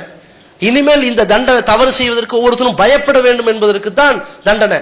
கவலைப்படாதீங்க, இனிமேல் இப்படி தப்பு நடக்காது என்பதை மக்களுக்கு உஷார்படுத்துறதுக்கு தான் இந்த தண்டனை. அப்ப ஒருத்தருடைய உயிரை எடுப்பதனாக 1000 பேருடைய உயிர் பாதுகாக்கப்படுது. எந்த அளவுக்கு சொன்னீங்கன்னா, இப்போ ஒருத்தர் கை வெட்டியாச்சு, ரயில்வே ஸ்டேஷன்ல போட்டோவை பார்க்கணும் தேவையே கிடையாது. நம்ம போய் ட்ரெயின்ல உட்காந்துட்டோம், ஒருத்தர் கை இல்லை, மேப்படியா தெரிஞ்சு போயிடும். அழகான ஒரு அடையாளம், வேலை முடிஞ்சு போச்சு. அப்ப இது மாதிரியான ஒரு கஷ்டம் வராதுல்ல. அப்ப குற்றங்கள் கடுமையாக்கப்படாதனால என்ன விபரீதம் ஏற்படுது? நம்ம நாட்டில் எப்படி இருக்கு சட்டம்? கொலை பண்ணாலும் தூக்கு கிடையாது, அது தெரியுமில்ல? கொலை பண்ணிட்டான், நீ கொலை பண்ணல, என்ன ஆதாரம்? ஆதாரம் இல்ல, செல்லாதுன்றாங்க. ஆதாரம் இருக்குது, 10 வருஷம் வருவான், வாய்தா வாய்தா வாய்தான்னு வருவான். என்னப்பா கொலை செஞ்சதை பாத்தியா? 10 வருஷம் கழிச்சு அதே கேள்விதான், பாத்தியா அவர் எந்த ட்ரெஸ் போட்டிருந்தாரு, நீ எந்த ட்ரெஸ் போட்டிருந்த, அவர் என்ன வாட்ச் கட்டியிருந்தாரா, இது கட்டிருந்தா, இத்தனை என்கொயரி வரும். ஏதாவது கொஞ்சம் உளறிட்டான்னு வைங்க, இவர் ஆனர் என்னுடைய கட்சிக்காரர் அப்படி இல்லவே இல்லை, பொய் சொல்றாரு, முடிஞ்சு போச்சு, கேஸ் நிக்காது. இதையும் தாண்டி கொலைகாரர் ஒத்துக்கிட்டார், ஆமாங்க நான் தான் கொன்னேன், தூக்கு தண்டனை கிடைச்சிருமா? கிடைக்காது. கேட்பாங்க, கொலை செய்யும் போது செத்து தொல்லடா நாயே என்று சொல்லி கொலை செய்யாதா, அல்லது கோபத்தில் கையை வெட்டுவதற்காக வேண்டி அறுவாளை தூக்கினாயா? யோசிப்பா, இப்படி தப்பிக்கலாம் போல இருக்கு. கையை வெட்டுறதுக்கு தான் இவரான அறுவாளை தூக்குன, அவர் கழுத்தை கொண்டு வந்து காட்டிட்டார், அப்ப தண்டனை இல்லைன்றான். நம்ம நாட்டில் இருக்கு அப்படி. ஒருத்தர் வந்து செத்து தொல்லடா நாயே என்று சொல்லிதான் வந்து வெட்டினேன், சரி கையை வெட்டினாயா, கழுத்தை வெட்டினாயா, காலை வெட்டினாயா? காலத்தை வெட்டினேன். அப்ப திட்டுவது உன்னுடைய கோபமாக இருந்தாலும் கொல்வது உன்னுடைய நோக்கம் அல்ல, காலைத்தான் நீ வெட்டி இருக்கிறாய், ஆனால் அந்த வழி தாங்க முடியாது, அவர் செத்து விட்டார், அதனால கொஞ்சம் பரிசீலிக்கலாம். இதையும் தாண்டி உண்மையிலேயே திட்டம் போட்டு கண் பார்த்து 4 பேர் வைத்து நேக்கு பார்த்து கொலை செய்தேன் என்று வந்தாலும் கருணை மனு ஒன்று இருக்குது. யாரு இதை யாரு கருணை செலுத்துவா? இந்த கொலை செய்யப்பட்டவன் குடும்பத்தார் கதறிட்டு இருப்பான், அவன் இல்ல. கருணை செலுத்துறது யாருன்னா ஜனாதிபதி. அவர் ஏசியில் உட்கார்ந்து இருப்பாரு, பாப்பாரு, பாவம் இவனும் 10 வருஷமா ஜெயில இருந்துட்டான், இவனும் பல நாள் தூக்கு தண்டனைக்கு ஆளாயிருவோமோ என்று பயந்து இருக்கிற காரணத்தினால் தள்ளுபடி செய்கிறேன்றார். நம்ம நாட்டில் அந்த லட்சணத்தில் இருக்குதுங்க. சமீபத்தில் வந்து உச்ச நீதிமன்ற தலைமை நீதிபதியாக சதாசிவம் பொறுப்பெடுத்தாங்க இல்லையா? இப்போ என்ன வந்துச்சுன்னா, 5 பெண் மக்களை கொலை செய்த மகாராஷ்டிரா மாநிலத்தை சேர்ந்த ஒருத்தர், அவர் என்ன செய்தார், மகன்லால் பர்வாலாங்கிறவர் என்ன செய்யறாரு, 5 பெண் மக்களை கோடாரியால் கொலை செஞ்சிருக்கிறார். ஒரு ஆளை 5 பெண்கள் எவ்வளவு கொடூரம் அது. இவர் 2010 கொன்றவர் 2013, நல்ல வேலை 3 வருஷத்துல வேலையை முடிக்கிறாங்க. 2013 வந்துருச்சு, தூக்கு தண்டனைக்கு தீர்ப்பு அளிச்சிட்டாங்க. கருணை மனுவை நிராகரிக்கவும் செஞ்சுட்டாரு. பாவம், நிராகரிச்சும் விட்டாச்சு. தண்டனை நிறைவேற்றுறதுக்கான எல்லா வேலையும் ஆயிப்போச்சு. பப்ளிசிட்டி பண்ணாம தண்டனை நிறைவேற்றுறதுக்கான வேலைகளை செஞ்சுட்டாங்க. திடுதுப்புன்னு என்ன பண்ணிட்டாங்கன்னு கேட்டா தள்ளுபடி பண்ணிட்டாரு. ஏங்க தள்ளுபடி பண்ணீங்க? இல்ல அது இது போன்ற தூக்கு தண்டனை பெற்றவர்கள் அதை ரத்து செய்ய கோரியும் மனித உரிமை ஆர்வலர்கள் அதை தள்ளுபடி செய்ய கோரியும் மனு வந்திருக்கிறது. ஏராளமானோர் மனுவையும் இதையும் வரிசையில வைத்திருக்கிறோம். பரிசீலனை பண்ணி தான் அப்புறம் தண்டனை கொடுக்கலாமா வேணாம்னு யோசிப்போன்ட்டாரு. நான் கேட்கிறேன், இதே சதாசிவம் அவர்களுடைய குடும்பத்தில் யாராவது இப்படி பாதிக்கப்பட்டிருந்தா இந்த மாதிரி தள்ளுபடி பண்ணுவாரா? ஒவ்வொருத்தரும் தன் வீட்டை யோசிக்கணும். ஏன் இது சதாசிவம் அவர்கள் சொல்றோம்னா, சமீபத்தில் சதாசிவம் அவர்கள் பொறுப்பேற்ற உடனே கரும்தாம்பட்டிக்கு போனார். தன் ஊருக்காரங்களை பார்க்கறதுக்காக தன் சொந்த ஊர் ஈரோடுக்கு போறார்.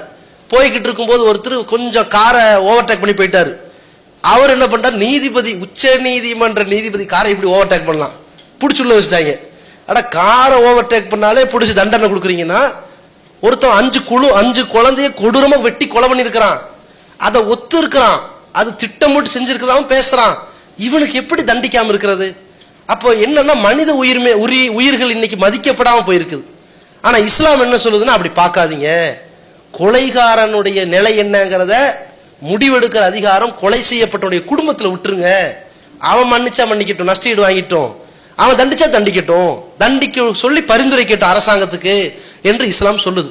இப்ப என்னன்னு கேட்டீங்கன்னா, சவுதி அரேபியாவுக்கும் நம்ம நாட்டுக்குள்ள வித்தியாசம் என்னன்னா, சவுதி அரேபியாவில் இன்னைக்கு கிட்டத்தட்ட 28 கோடி மக்கள் தொகை கொண்ட நாடு. ஒரு வருஷத்துக்கு மரண தண்டனை விதிக்கப்பட்டு கொலை செய்யப்பட்டவருடைய பட்டியல் எவ்வளவு தெரியுமா? 58 பேர்.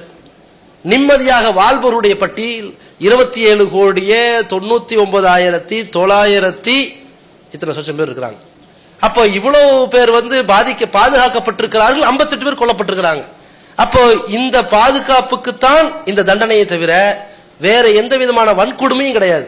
அது இந்தியாவில் ஒண்ணு நடக்கட்டுமே, ஒரே ஒரு ஆளை மட்டும் எப்படி அவன் கொலை பண்ணாலும் அதே மாதிரி கொன்னு அதை லைவ்ல போட்டு காட்டட்டும், 1000 கொலை அப்படியே அமுங்கி போயிடும். எவனும் இனிமேல் கொலை பண்றது நினைக்கவே மாட்டான். எந்த அளவுக்கு சினிமா பார்க்கறேன் கொலை பண்ணேங்கிறான், அந்த படத்தை பார்த்து இந்த த்ரில்லிங்ல கொலை பண்ணணும்னு ஆசைப்பட்டு கொலை பண்றேங்கிறான், அதெல்லாம் பாடம் கத்துக்கிறான், சினிமாக்களை பார்த்து பாடம் கத்து கொலை செய்யறான். அப்ப இதே தண்டனை ஏன் நிறைவேற்ற முடியல?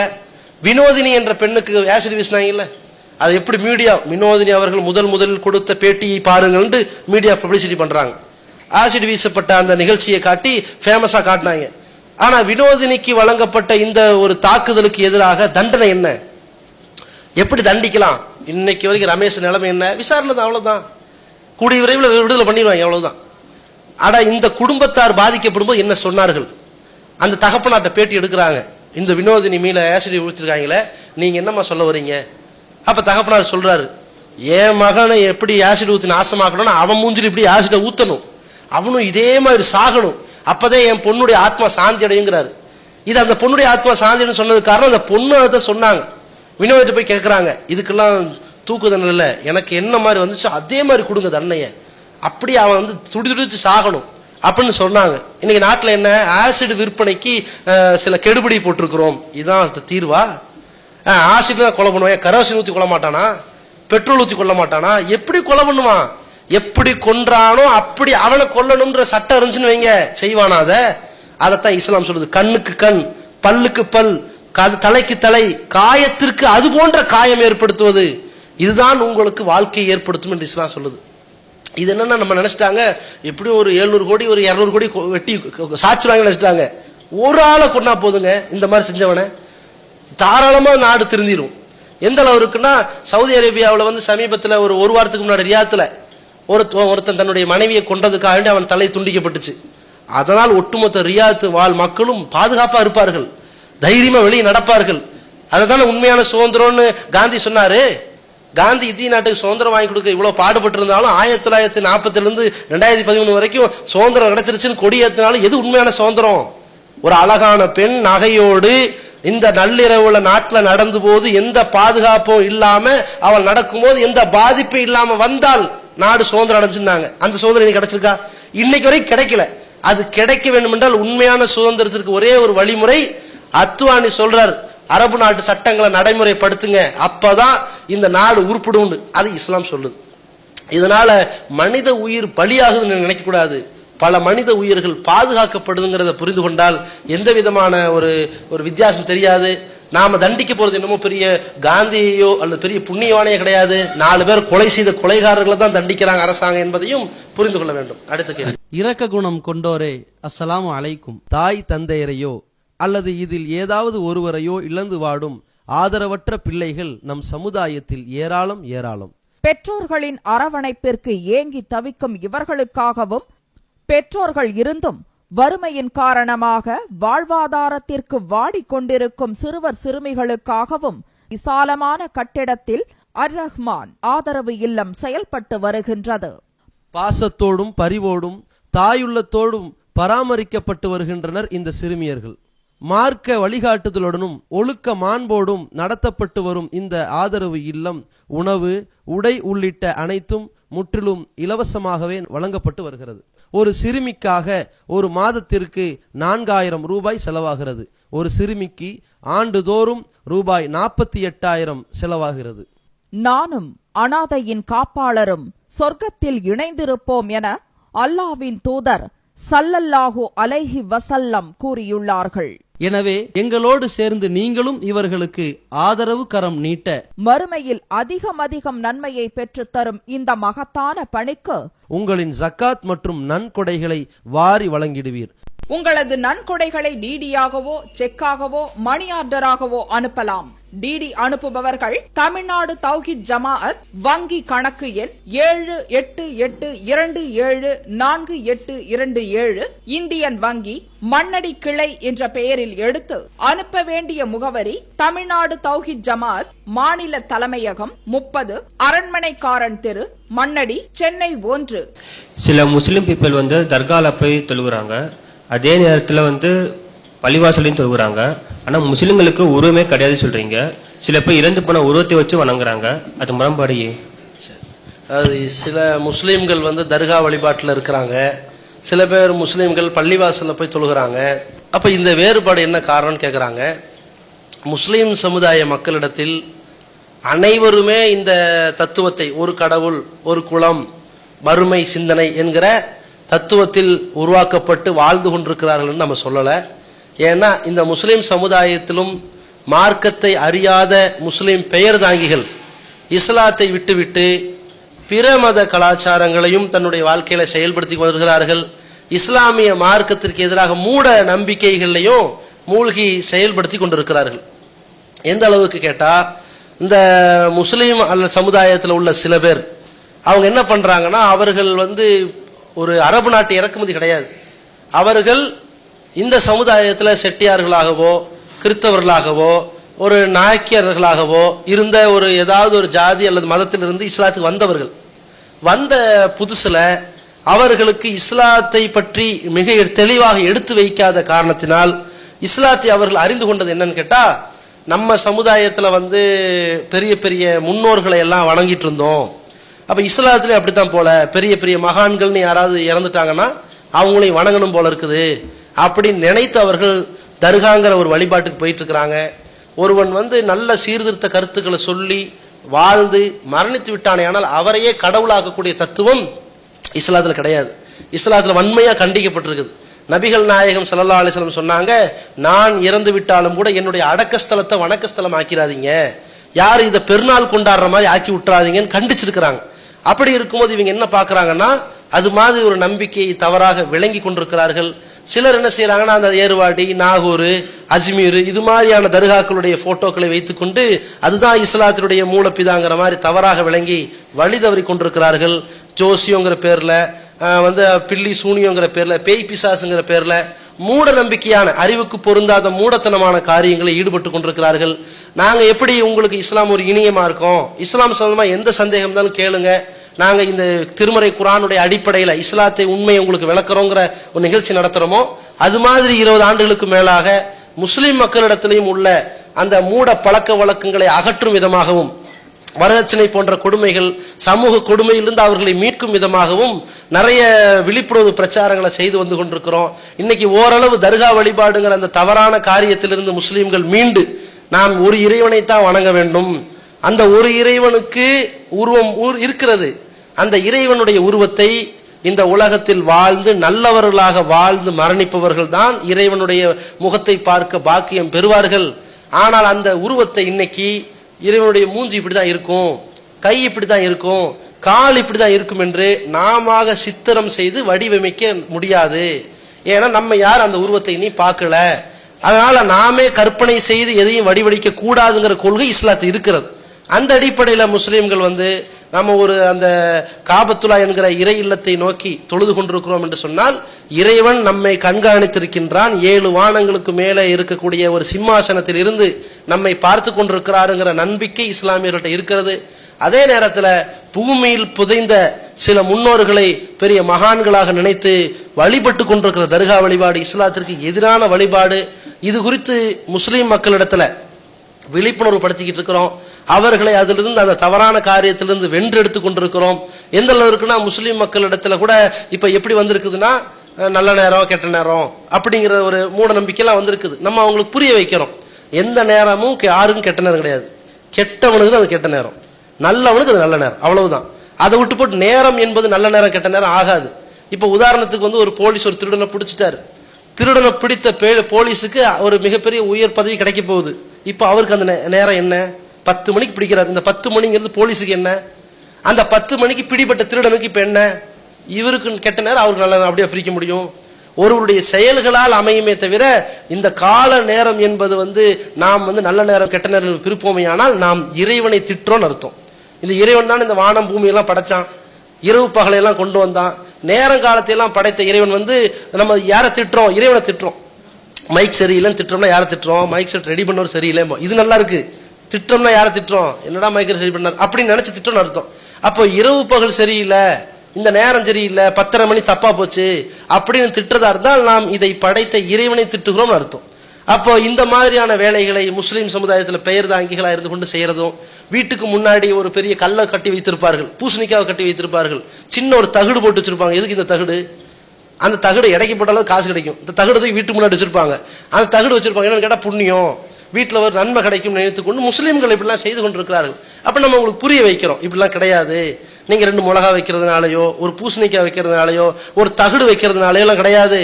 நம்ம ஒரு வாசல்ல தகுடு வச்சு உள்ள கஞ்சா காய்ச்சலோம்னா போலீஸ் பிடிக்காமலாம் இருக்க போகுது? பிடிக்கதான் போகுது. அதான் முக்கியம். ஒவ்வொருத்தருடைய செயல்களை வைத்துத்தான் கணக்கிடப்படுமே தவிர வாழ்க்கை முறைகளை வைத்தான் கணக்கிடுமே தவிர நம்ம வாசல்ல எதையும் வைத்து ஒரு பெரிய புண்ணியமோ பாவமோ கிடையாது என்பதையெல்லாம் முஸ்லீம் சமுதாயத்தில் ரொம்ப அறியாமல் இருக்கிற காரணத்தினால அவர்களுக்கு கொஞ்சம் கொஞ்சமா சொல்லி வென்றெடுத்து கொண்டு வருகிறோம். அதை நம்ம ஒரு காலத்தில் என்ன செய்யல, அதை உங்களுக்கு அதை சாதகமா உங்களுக்கு பேசல. தப்புன்னா தப்பு தான், அவர்களும் செய்வதும் தப்பு தான். அவர்களிடத்தில் நாங்கள் இதை எடுத்து சொல்லி விழிப்புணர்வு செய்து கொண்டு வருகிறோம் என்பதையும் தெரிவித்துக் கொள்கிறோம். Allah